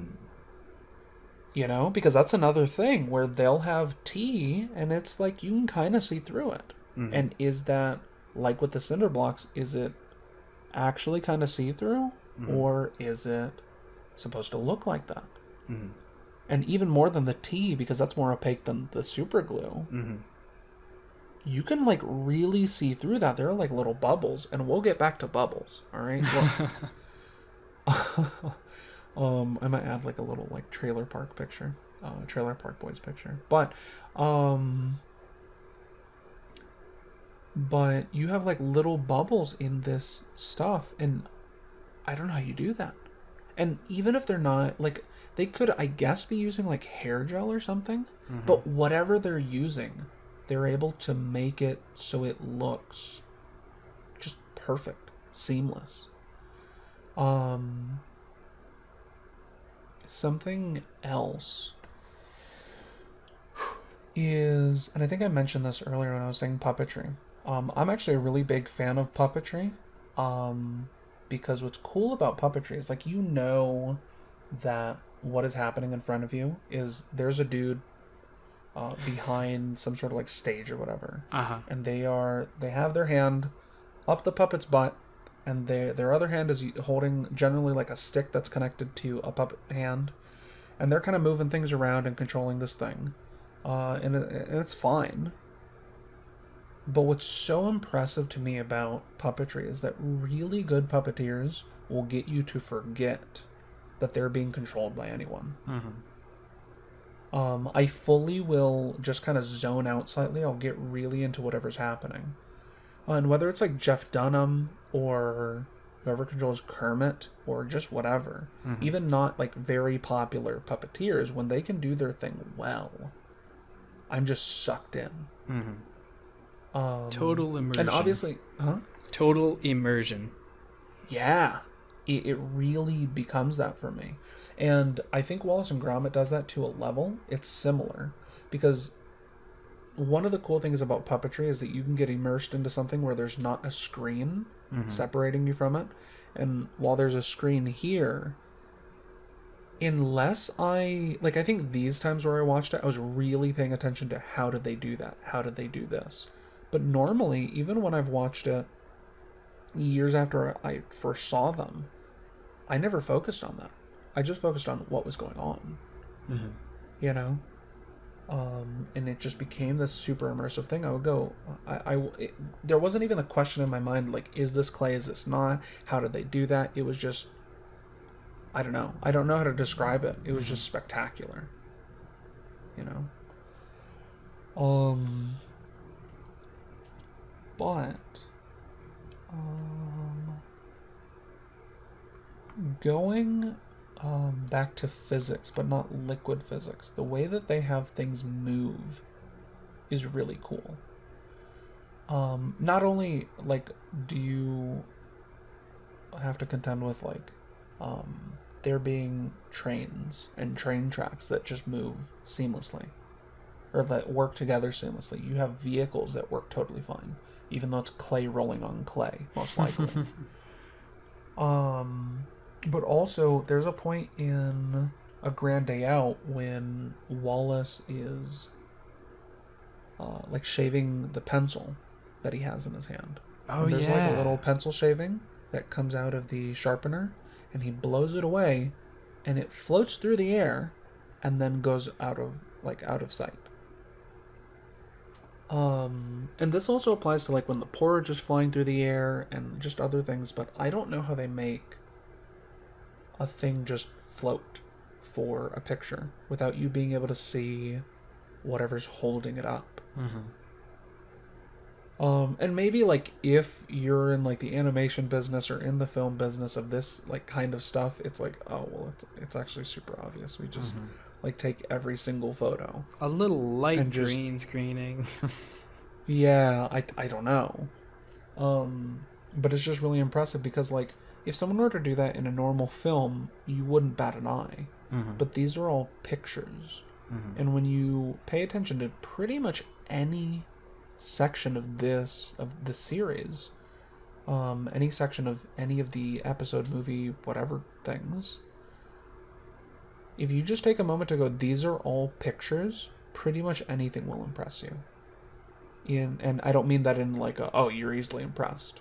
This stuff is just impressive. You know? Do you have anything that you want to throw in on like what makes this really stand out and really cool? Because I realize that I'm just like throwing a lot of stuff. Yeah. The I can't speak. The claymation aspect of it, combined with all these Rube Goldberg-esque contraptions that they work with, is just phenomenal to watch. You know, even if you don't find it funny for whatever reason, maybe you have no soul. Could be. You can still appreciate the artistic merit of these contraptions that are just so satisfying to watch. You know, the fluid movements of the characters and the things they interact with. It's quality content before digital 3D animation. Well, not before it was a thing, but before these people used it, right? They were keeping the claymation medium alive. Yeah, they were doing like the hard work, you know. Because I've heard that 3D animation is like probably the easiest and cheapest to do. That like 2D like drawn animation, like the classic Disney movies or like anime now, or like maybe not all anime, but a lot of anime now, is harder than that. But what is even harder than that is this stuff, because it's just so time intensive.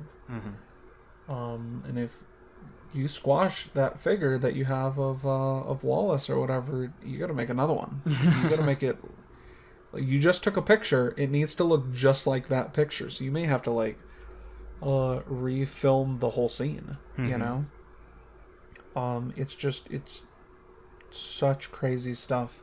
I think I remember reading that for Chicken Run, which was also made by Aardman Studios, where most of the characters are chickens, each character would get a new pair of wings every, I think it was 3 to 4 days. That's really? A lot of wings you have to sculpt, you know? Yeah, especially because, like, how much do they get done in 3 to 4 days? Like, on average, you know what I mean? Because then that really tells you just how many wings there are. And I think I remember seeing a clip from The Curse of the Were-Rabbit where they have like some behind the scenes stuff, and it may have been Chicken Run instead, but I'm pretty sure in The Curse of the Were-Rabbit they show like they have so many clay figures for each person.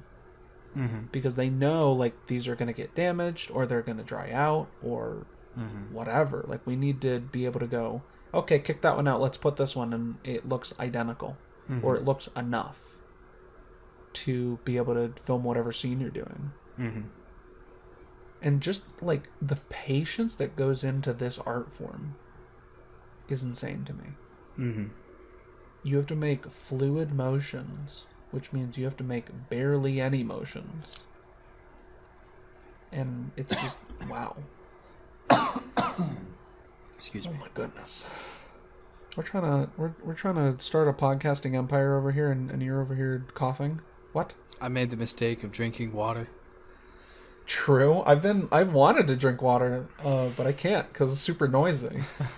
And not even from coughing, just from like actually drinking it. So at least you have that one up on me. But there are so many things in, and I know I've said this like with the liquid, but there's so many things in this series that don't act like clay. For example, the robot's antenna when he's first like waking up. Oh yeah, he flexes it and it does this springing back and forth like one of those springy door stoppers. Yeah, like that. But it's also, it's not. It's just kind of flumped over, and he grabs it and like stretches it out and then does that. And it's just like, if that was a normal kind of springy wire, I could understand. But it's not. It's not. Clay, probably. And that's just what? And then another thing that's very similar to it is the penguin from The Wrong Trousers. There's one point where he puts on the glove. Oh yeah, I think like he stretches it and lets it snap into place. Yeah, and it just. Oh yeah, he like runs his wing, I guess, over the different the fingers of the comb, like he's brushing back a mohawk or something, and they all kind of flex back into place. Yeah, and it's just like, what in the world? How do you do this? Like, what? I want to take one of these people out to lunch. I think the main guy is like Nick Park. I think I could be totally wrong on that. But Nick Park, if you like Taco Bell, I'm a cheapo. I'll take you out. All right, we need to have a sit down. All right. But and there are all these like really small things too that I think are really easy to overlook, ignore. Yeah, like one of them is in A Grand Day Out, when the robot is picking up the cups that were used during the picnic. He picks one up and like looks at it, and inside you can see tea stains. And it's like, that is something that I never would have thought of. But it's there, and it's something that like most people won't even pay attention to. But or like notice or anything, but it's there. It doesn't matter to the story, but it mattered enough to the creators to go, we want to make this immersive. We want to make it so immersive that even the things you won't catch on like a 10th viewing, we're still going to make sure to put the work into. You know, another one of the things is there's like a decal on the back of Gromit's birthday card. And you know, like whenever you buy like a Hallmark card or whatever, there's like Hallmark on the back. Yeah. So when you like really like your card, it's really well designed or whatever, you go, man, I want to get a card like this for somebody else. You go on the back and you see it's Hallmark. And I only noticed this time that they have that little decal on the back of his card. And that's something that if it wasn't there, no one would have an issue with. I would not have an issue with. If you guys have seen my video on Chronicle that is on this channel, you guys know that I can be pretty particular about things. And with stuff that's coming down the pike, and in like including this podcast or just other videos that I'm working on, you're going to see just how particular and critical I can be. But I never would have picked that up. And even if I did, I would have gone, oh, that's fine. Doesn't matter. But they put the work in to this level. And I think that that's just indicative of like the passion they have with these things. Because with all of this effort, I feel like the natural assumption is it was hard work, but it all worked. But the moment anything goes wrong, the moment someone on set bumps a light that will then be super noticed when they're taking these pictures, they have to then make sure that that is put back perfectly. So it's not just a sudden, very unprofessional like shift, you know? It's just really crazy, just how much really goes into this. And there's a lot of other things that I could. Oh, one thing I do want to make sure that I hit is when they're doing the window cleaning service, they use the porridge gun as a like soap gun. You know what I mean? To like shoot suds at the windows. And that's another thing, that how do you make that out of clay? Because when it hits the window, it splats, it covers the window, goes a little over, so it's like realistic to physics. It's not just like filling the window perfectly, you know? But all of it slides down slowly. There are little bubbles popping like it's real. And if you were to say, oh, okay, well then, yeah, they used actual bubbles. But it's set to scale. If it was real, it wouldn't be the same scale. Yeah. I think the color would be off. Mm-hmm. And on top of that, we're not filming things, we're taking pictures. And that can't be stressed enough. Mm-hmm. Those bubbles pop in time with how they would in real time, and I don't think you could do that with pictures of actual bubbles. Right, because it's stretched out between shots that you take. You have to make adjustments and move so many things that by the time you've done all that and you're ready to take the next shot, these bubbles have already popped or moved out of where they should be or whatever. Yeah, it can't and be on real. top of that, you're throwing like some sort of liquid onto your clay. Is that not messing it up? Mm-hmm. Or maybe not clay in this case because it's glass. Mm-hmm.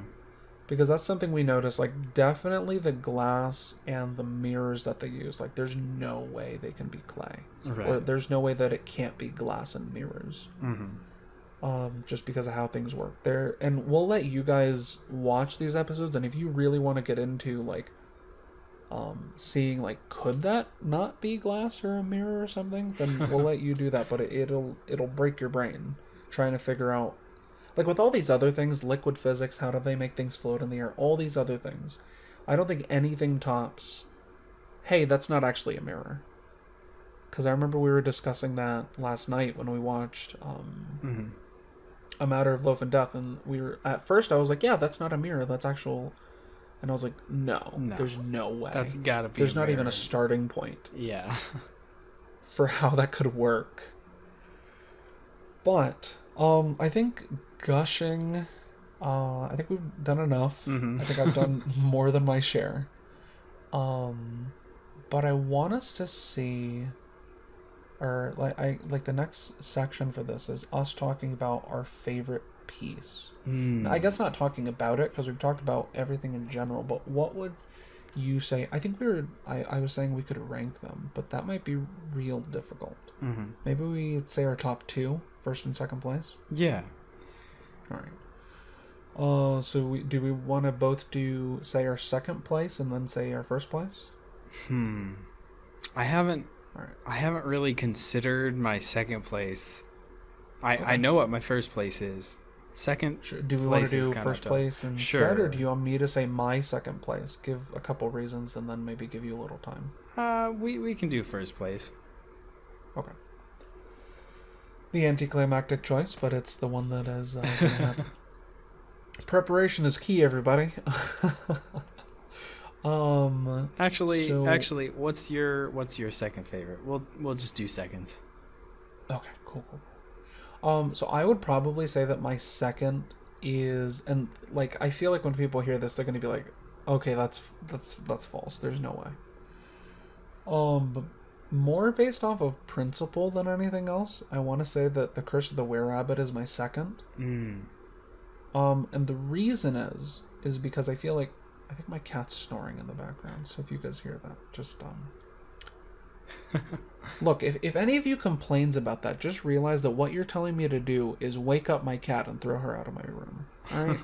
So unless you hate animals, then I don't want to see that in the comments. Okay? Don't make us call PETA. True.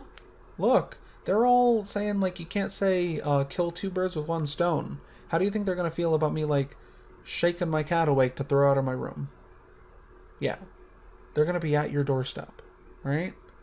But I don't think it's even that loud. People listening are probably gonna be like, I can't hear it this time, so it's probably fine. You can't? I cannot. Okay, cool. No, they're probably like that was unnecessary, right? But I picked that as my second because I think like almost naturally it has to be first because it's just longer. It has more characters. It has probably maybe not more impressive as in like a greater level of impressiveness, but because it's longer, then it has more opportunities to be really impressive. So maybe I'm just convincing myself that that's number one, but I was like, I just, for some reason, and I generally like to have reasons for things, you know that, but I don't know my reason this time, so yeah, you guys can reference this whenever I'm like demanding, like, no, How do you not know? Well, listen. It's also my second favorite. Oh, there you go. And Boom. I like, in addition to the length, I think it's also because it's presented more cinematically, right? They did more things with lighting, and as there is more screen time, we also have more opportunities to explore the relationship dynamic that Wallace and Gromit share, right? Yeah. How they care and also for how each they other. interact with other people. Right. Yeah. And also, like, we get just a lot more characters in general, aside from Wallace and Gromit and a few others. You know what I mean? Yeah, like, normally we don't see a like, whole lot of people in the background, but now there are actual, fully fleshed out background characters that are a part of this story. Yeah, definitely. I really, like, as I'm continuing to talk about this, I'm going, my first pick is, like, garbage compared to this. Because something I noticed this time is there are very few characters in the shorts. Mm-hmm. There are very few characters in the shorts. Mm-hmm. Grand Day Out has 3. The Wrong Trousers also has 3. And, like, think about speaking roles. Out of the 4 shorts, just 2 of Wallace. them have 2 talking characters. The other 2 have 1 talking character each. Mm-hmm. So it's just like this other one that has... They couldn't afford to hire voice actors. They were busy sculpting clay. Yeah. They were hiring voice actors to sculpt clay. It was just cheaper for them to advertise it as voice acting jobs.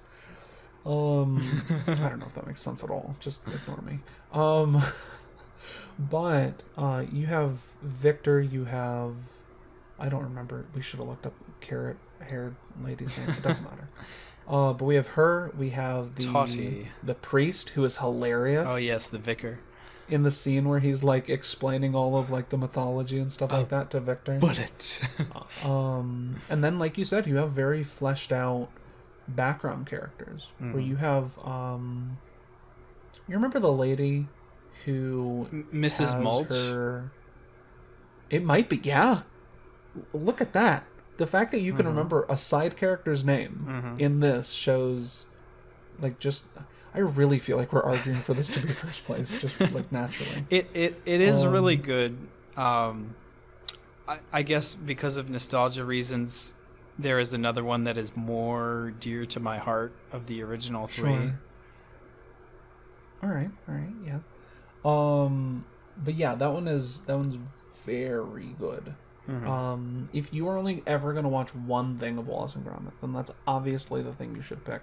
Because I think the thing that we're going to pick as our first, and I don't know that it's the same for the two of us, but I think the things that we're going to pick are going to be a lot because of, like, nostalgia reasons, and that's the reason that trumps them all. I'm really just jumping on to you saying it's nostalgia because then I can go, hey, you guys can't be mad at me because I didn't pick the clearly superior one.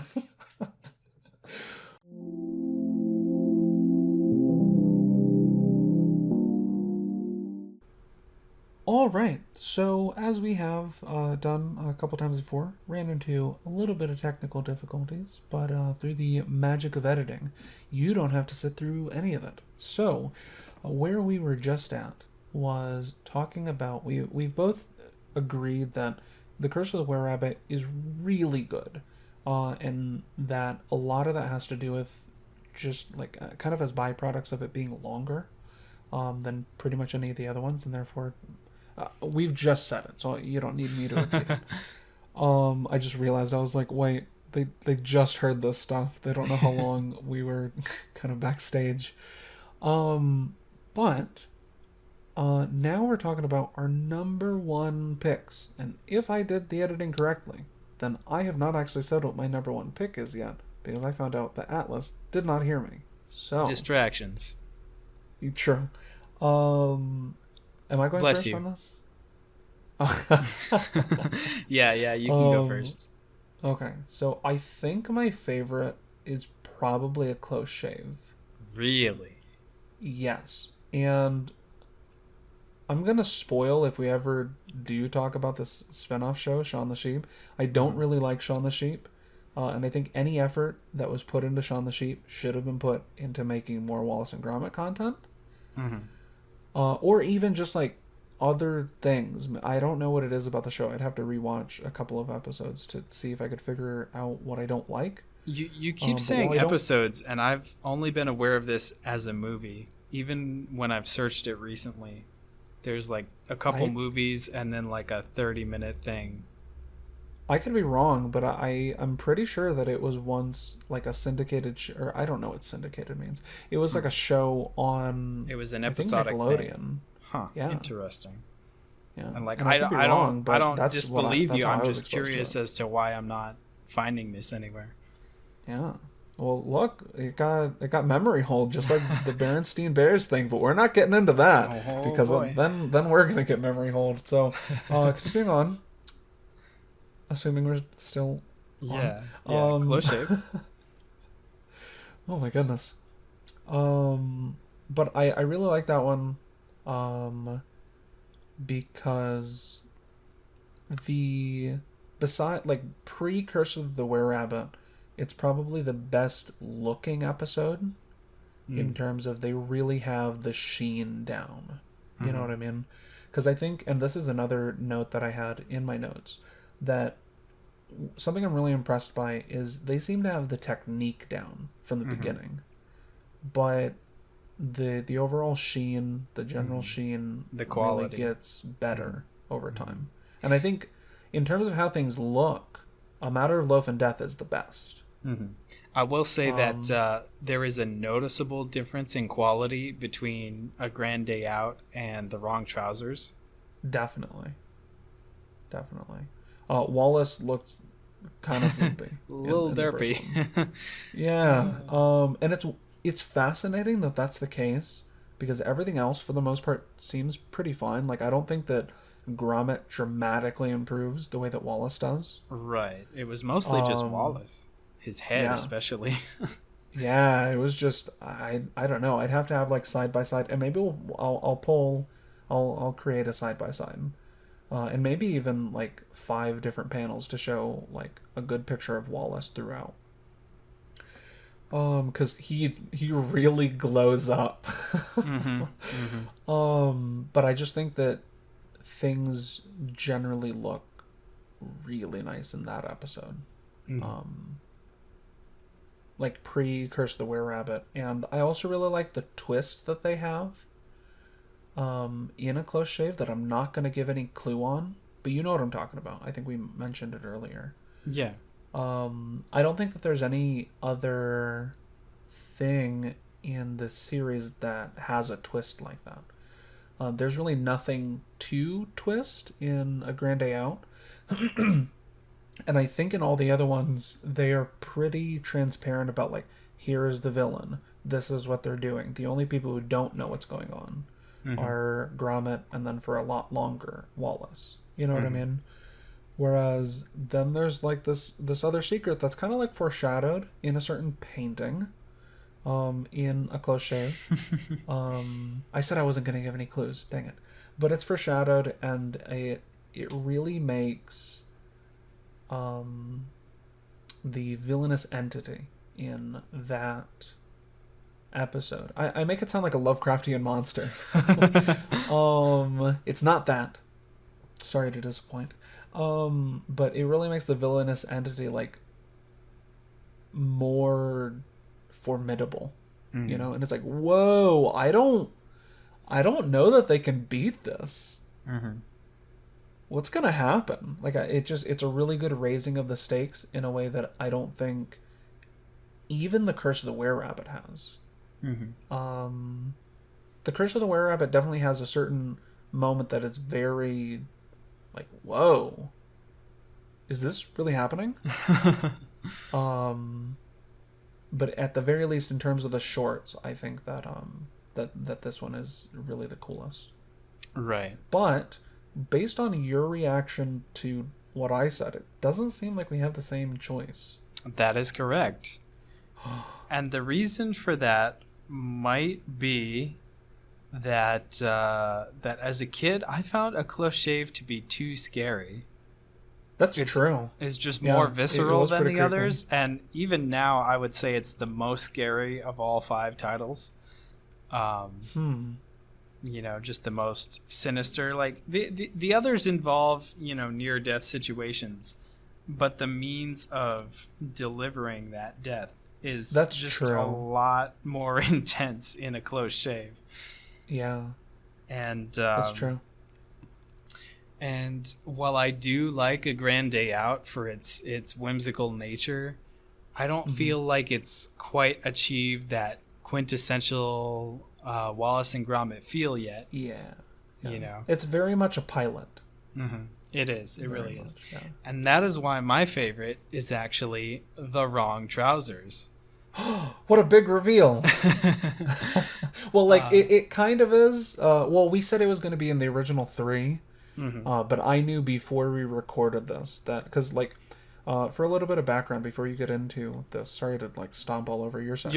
You're fine. Is Atlas actually hadn't seen A Matter of Loaf and Death before yesterday. Yeah. So thanks to you for that, for sharing that. Yeah.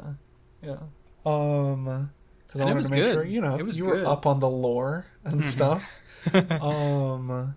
But I remember telling you yesterday, like, hey, A Matter of Life and Death is good. It's not better than the original 3. Or at least it's not better than all of them. So I said, we'll watch it, but I don't think it's going to change your opinion when coming with the first one. But, so it was a little bit of a surprise. But why do you like The Wrong Trousers more than the clearly superior A Close Shave? Well, again, it's while there is this danger and the near death encounters, it's not to the same level that A Close Shave is. You know, there's a different threat, and presumably, there aren't victims that have already been, victimized. With the sheep, it's been going on for a while. So you know what I mean? Sure. What I think you mean by what's been going on in terms of like victimization, I think that has just started. I think. Interesting. But maybe I'm wrong because the lady has some. We're not gonna get too deep into it because like we said before, we want to make sure that we're doing our best to encourage you to check it out yourself. So maybe, as sort of like a independent study thing, you guys can tell us if the really terrible thing that is going on is just starting, or if it has been going on for a while. That's homework for you guys. But that makes sense. Whereas Wrong Trousers Chicken, I don't believe he's ever killed before. I mean, sure. he may have, but we have no reason to believe that. Sure. We have no reason to think that the villains from A Close Shave have ever killed before either. Yeah. I can't help but notice that a certain family member has gone missing, Itori. In A Close Shave? Yes. Whoa! I didn't even consider that. Now, I'm not saying that's what happened. I personally don't necessarily think that, but yeah.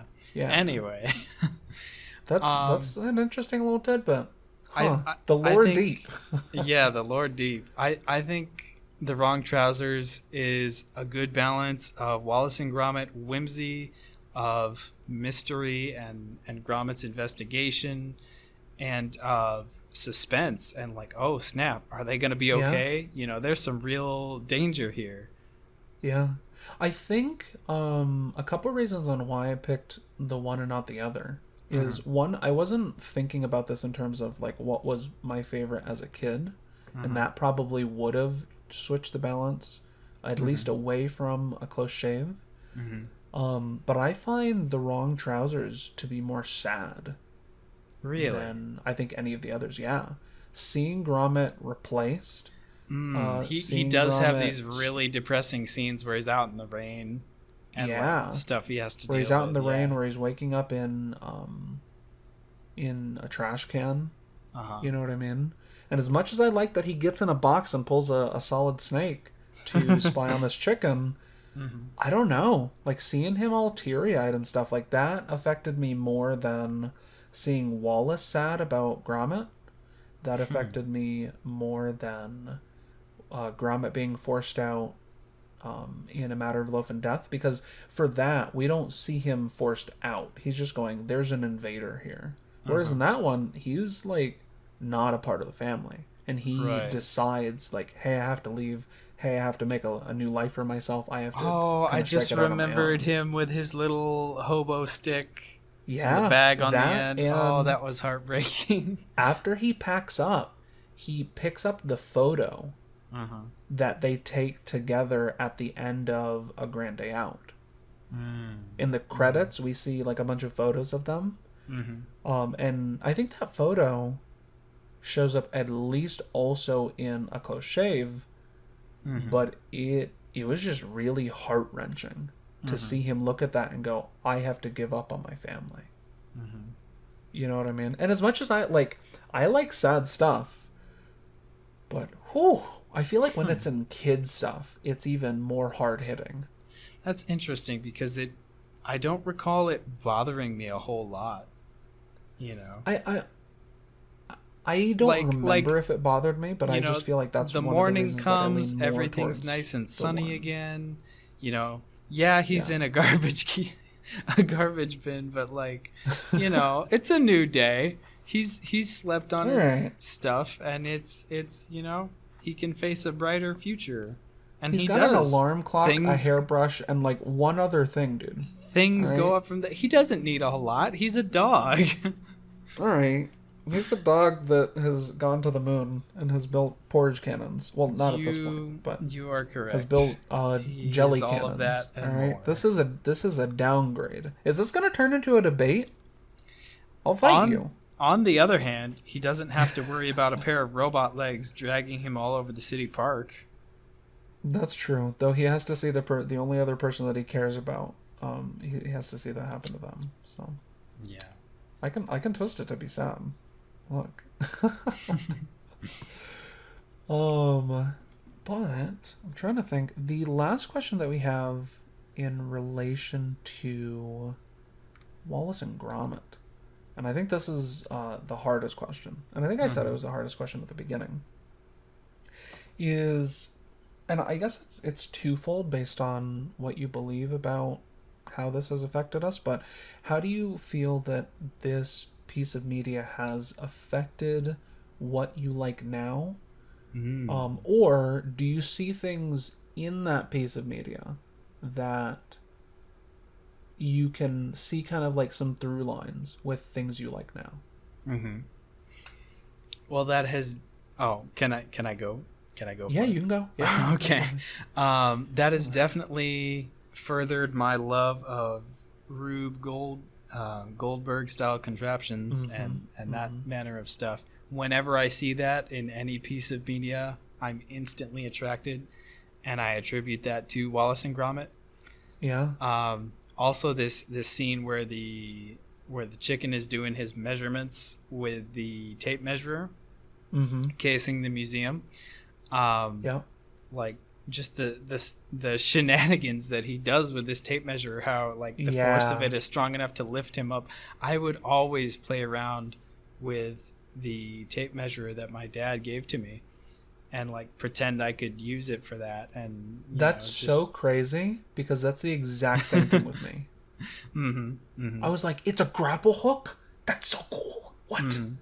And not only can he go up, but then he just, like, casually just jumps off this ledge like he's done it 100 times.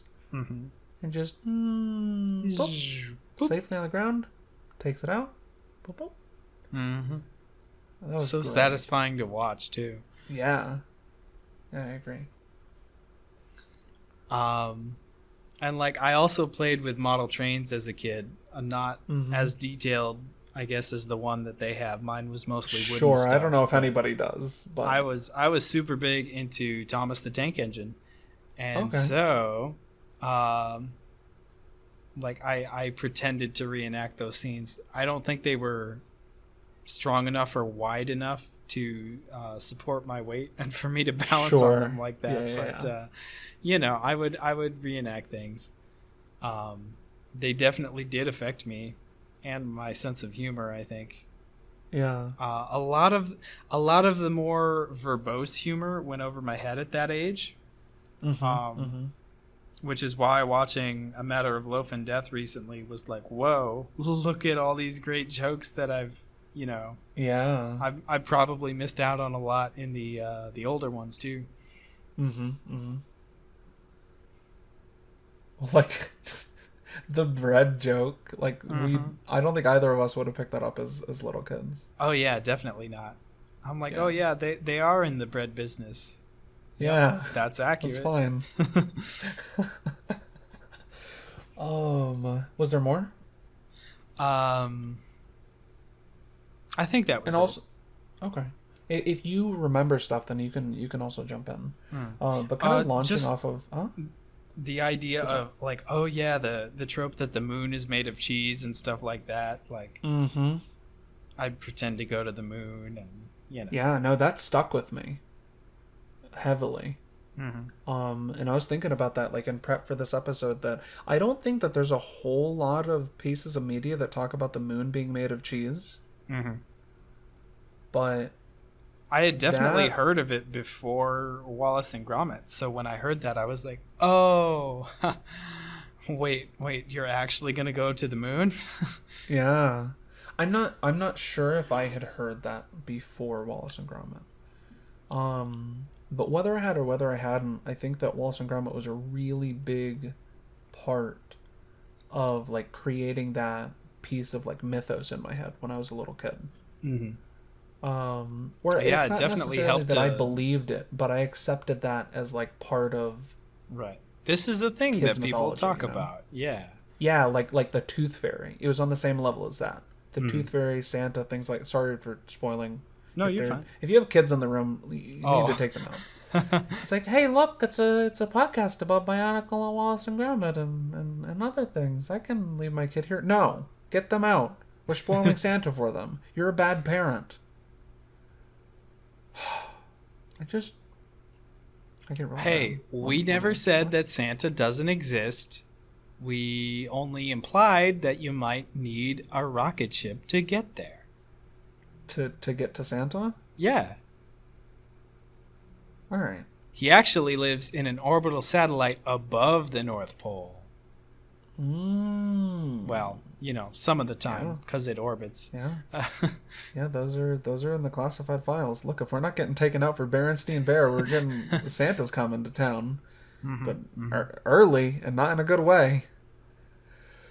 But, you better watch out. You better watch out. You better watch out. You better watch out. Yeah, no, it's fully that.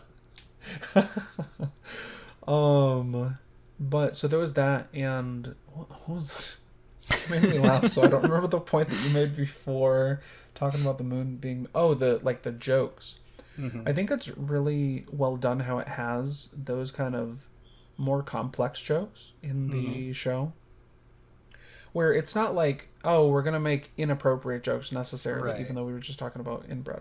But, like, not necessarily inappropriate jokes, but just jokes that you can cleanly appreciate as, like, an older, more developed individual. And you probably won't catch them before then. What was that?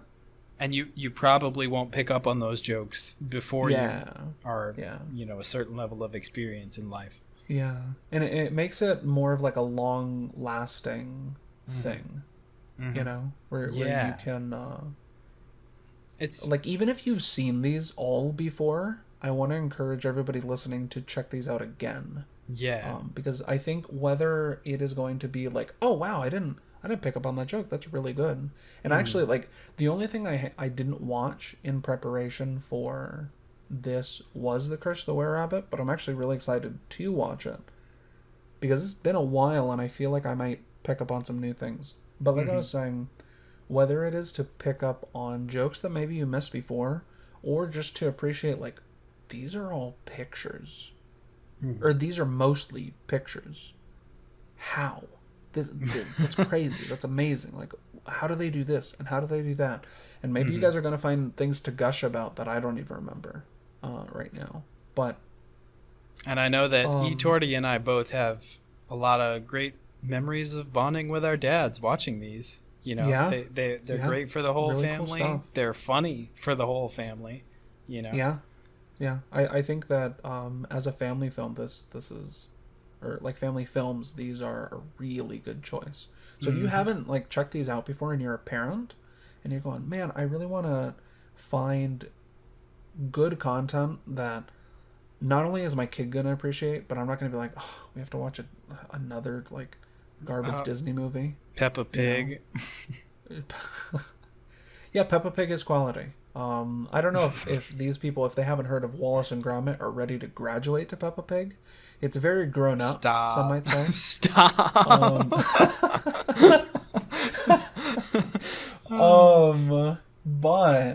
But I highly recommend checking out Wallace and Gromit. And like I said before, like you can get these episodes for pretty cheap. And the movie, I think, came out in like 2005. Like, it's pretty old, so you should be able to get your hands on a copy pretty easily and for not very much money. It has really aged super well. It's aged very well. Yeah. Like, I don't look back on even The Wrong Trousers and go, oh, well, you can tell that was made in the 90s. I don't remember if it was... I think the first one was made in the 90s. But it doesn't look old. It's very timeless. It's like because I think a lot of people say that about like the classic 2D animation. One of the complaints I hear from people regarding the like Disney reboots of movies is like these, like if you want to show your kid Lion King, just show them Lion King. It looks great even now. And I think that just like 2D animation seems to stand the test of time, so does this stuff. It's really good. Because, and I actually, I was trying to think why that would be the case. I think it's because with 3D animation, and I think Pixar is very much an exception to this, but I think with a lot of 3D animation, we're only seeing on screen what the computers of the time can create. Right. And what those computers can create is rapidly evolving. We especially see this in like the video game industry, where you have to remember like years back when like the PS3 came out and people were like, oh my goodness, just like mouth-watering graphics. And now we look back at it and go like, oh my goodness. Cringe. Like, this is awful. Like, why did I ever think that like the teaser trailers of these games just looked amazing, you know? Because it was better than what you were used to. Yeah. And I think that happens, Here's the kicker. A Grand Day Out came out in 1989. Whoa. When did the other ones come out? The Wrong Trousers was 93. A Close Shave was 95. Wallace and Gromit's Cracking Contraptions, which is a series of like 2 to 3 minute shorts, I think, came out in 2002. I don't think I've even seen any of those. The Curse of the Were-Rabbit was 2005, and A Matter of Loaf and Death was 2008. Let's go. Yeah, but this stuff, like even A Grand Day Out doesn't look that old. Like I said, I thought it just came out like in the 90s. Yeah, you know? Same. But this stuff is really good stuff, and I think the Cracking Contraptions, I think you can find that on YouTube for free. So if you're like, I'm still not convinced, check those out. And if you're not convinced after that, then just forget it. All right? Look, make me mad. But I think that moves into another topic that that kind of connects to other things that I appreciate. More recently, I've become a lot more critical about movies and shows and things like that. And just like entertainment media. And that's really one of the reasons that I wanted to create this podcast, to discuss like what's good, what's bad, why is it good, why is it bad, how can we in the future create more good and less bad. That's like a really in the nutshell version of like one of the biggest reasons why I wanted to do this. But when I am able to see, like with this stuff in Claymation, where it's like, look, this is a really difficult thing to do. If you were able to make this, then you clearly had a passion for this. You clearly really stuck this out, and you succeeded, and it really works. When I'm able to see the depth of, I guess, care in a project through just how difficult it was. Yeah. And the amount of detail that was put into it, like the decal on the back of the card. Like the other thing that I said was a detail that, like, if you didn't see, you wouldn't really care about. When I'm able to see that appreciation for the craft in something, then I appreciate it all the more, because it transcends just being like oh, well, we wanted to make money. And I don't think it's bad to make money. But I feel like they're like such soulless projects. Like I think the Disney reboots, I haven't seen any of them, so I could be totally wrong. But I don't see what like the creative soul is behind that. Yeah, you can tell that there's effort put into it, and higher production value, but at the same time, it's like this was somehow less inspiring. Yeah. But when you can really see the passion in a project, that's like, oh, this is so cool. This is very much to be appreciated, to be remembered, to be passed down. And I think Wallace and Gromit is one of those things that has stood the test of time and will stand the test of time quite a bit. And I very much agree with a lot of the reasons that you brought up. Like, the only other one that I currently remember is the inventions that you were talking about. I was very into how things worked. I used to, whenever we would go like, oh, well, we're going to throw out this TV, it's busted, like a DVD player or whatever, I would always like beg my parents like, hey, don't throw it away, I want to take it apart. And I was always very interested in like how mechanical things worked. Scenes like, I think it's Back to the Future, the beginning of Back to the Future, Doc Brown has like this whole machine that makes him breakfast every morning. I was like, whoa, that's super cool. That, Inspector Gadget, all of these just like machines everywhere were really fascinating to me. And I think that Wallace and Gromit came before any of those things for me. And if not, like, I don't know if this is on this affected my future side, or if it just showed a pattern, because it may have been that, like, I saw Inspector Gadget before this. I know I didn't see Back to the Future until after Wallace and Gromit. But it could be that my appreciation for mechanics, and at one point I was going to be a mechanical engineer. I think all of that has to either started or is connected to Wallace and Gromit. But I think the question that we're going to use to wrap this one up, and this is not actually, we didn't prepare for this one, or at least I didn't let you prepare because I wanted to kind of drop a surprise on you. Is, do you still have the years when everything came out? Yeah. Okay, because that'll be important.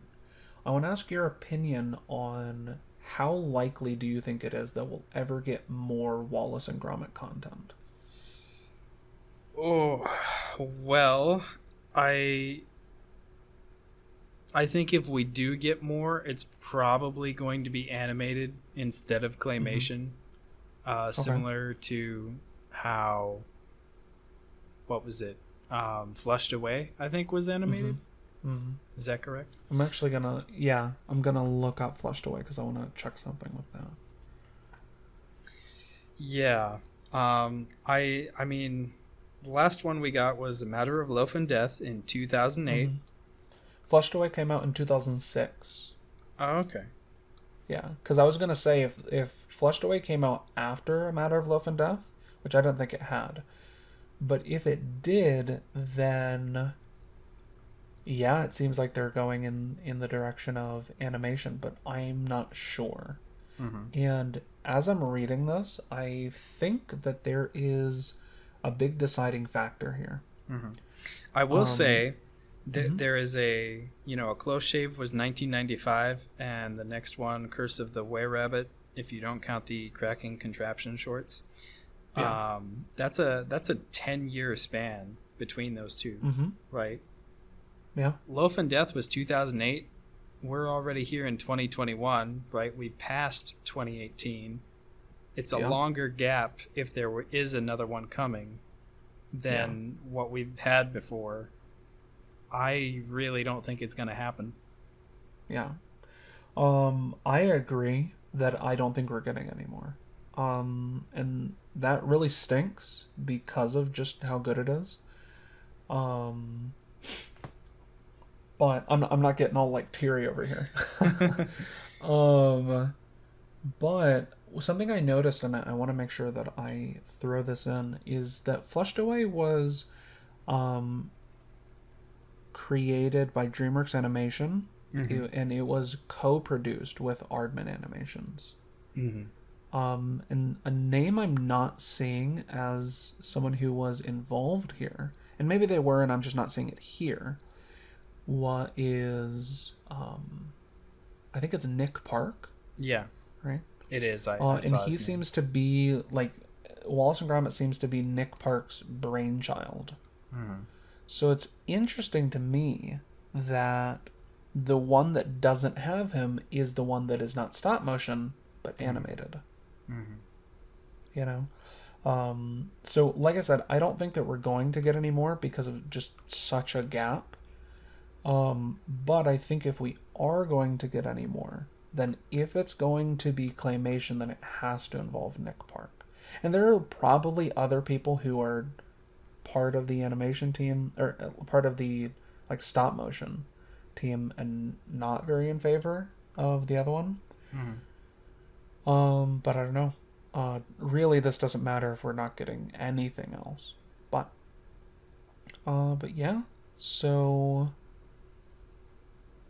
don't be expecting this in the theaters.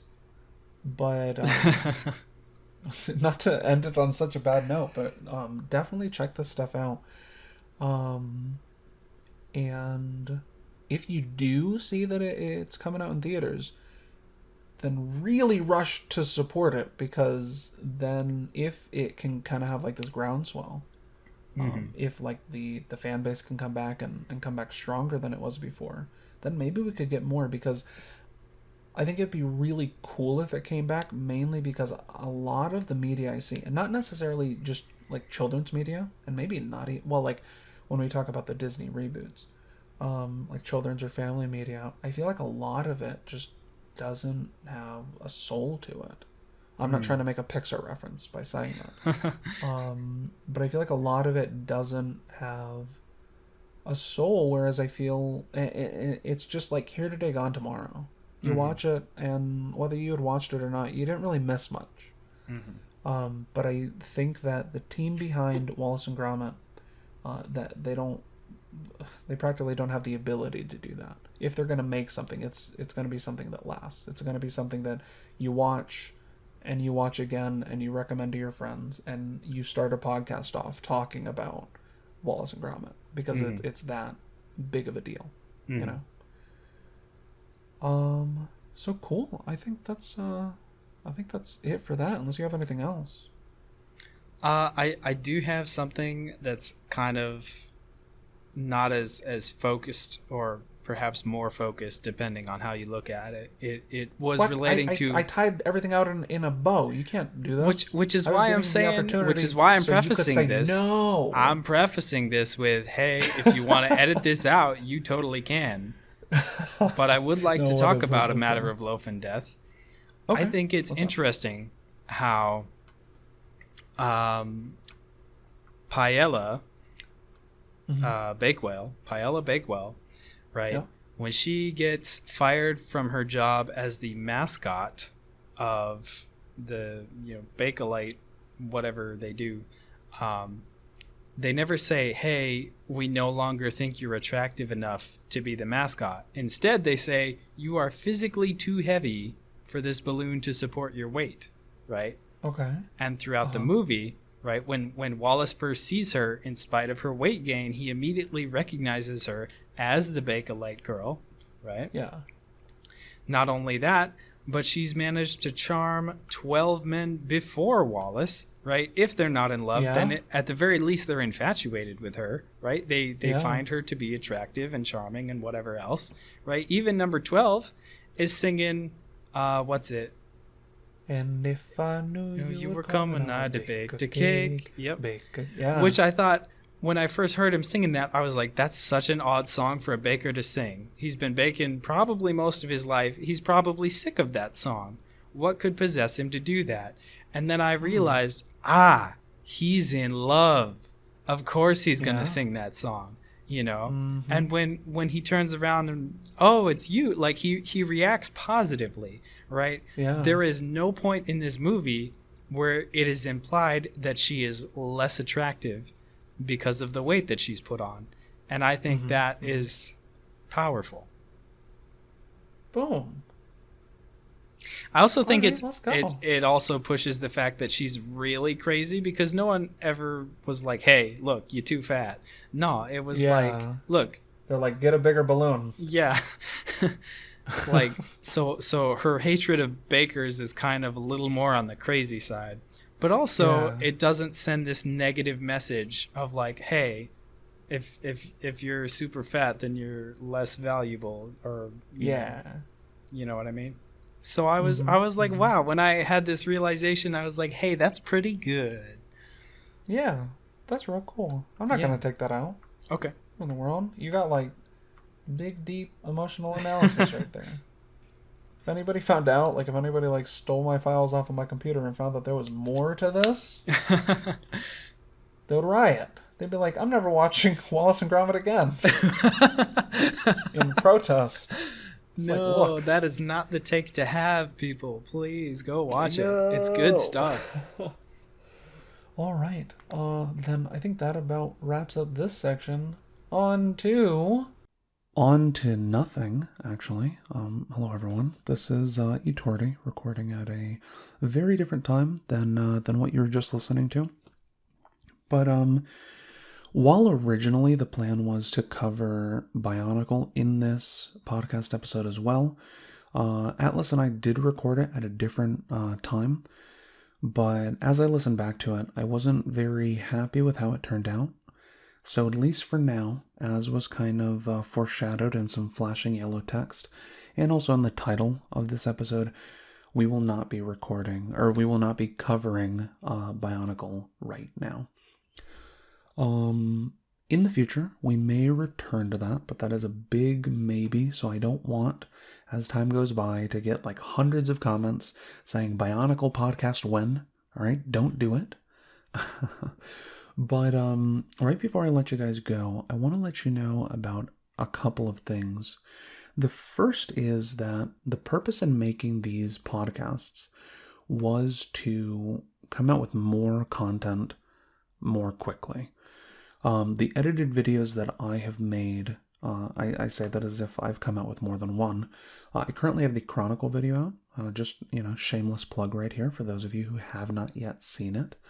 And I am currently working on another, but I'm not going to tell you guys what movie that is covering. But those videos take a lot of time from me, and I don't have a lot of time to give, at least currently, because I have a very time-intensive job, and also just some other responsibilities that I cannot not attend to. But yeah, like I was saying, the purpose of making these podcasts was to come out with more content more quickly.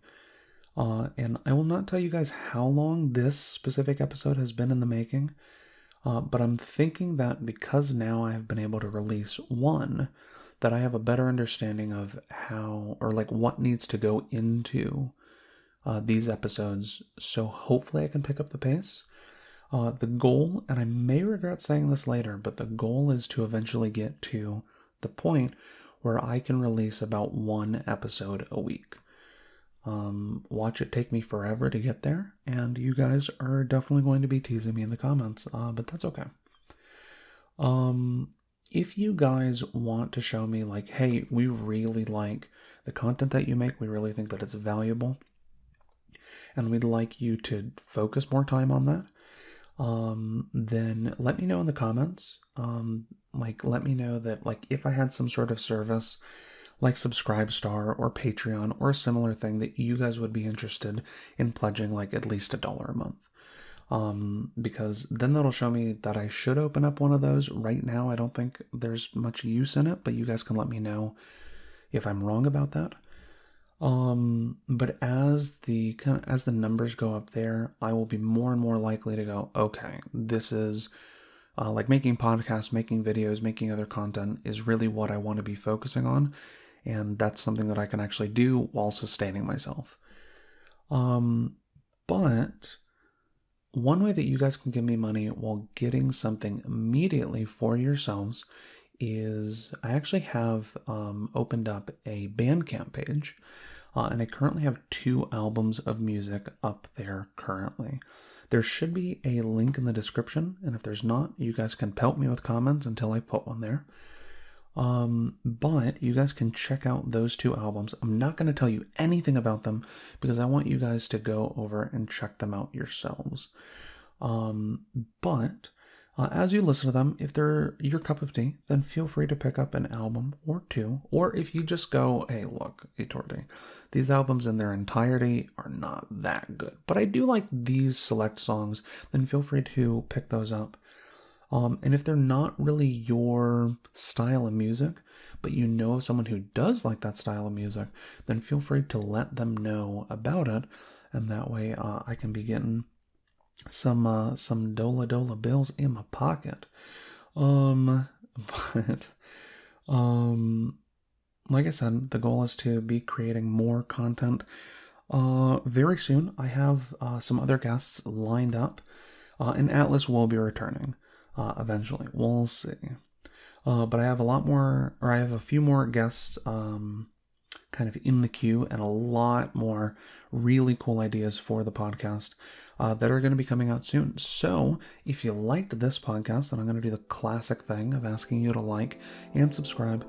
And if there's anything that you think that we could improve on as we continue, or if you think that there's anything that you especially liked about this podcast, then feel free to let me know down in the comments. But until next time, Itordi out.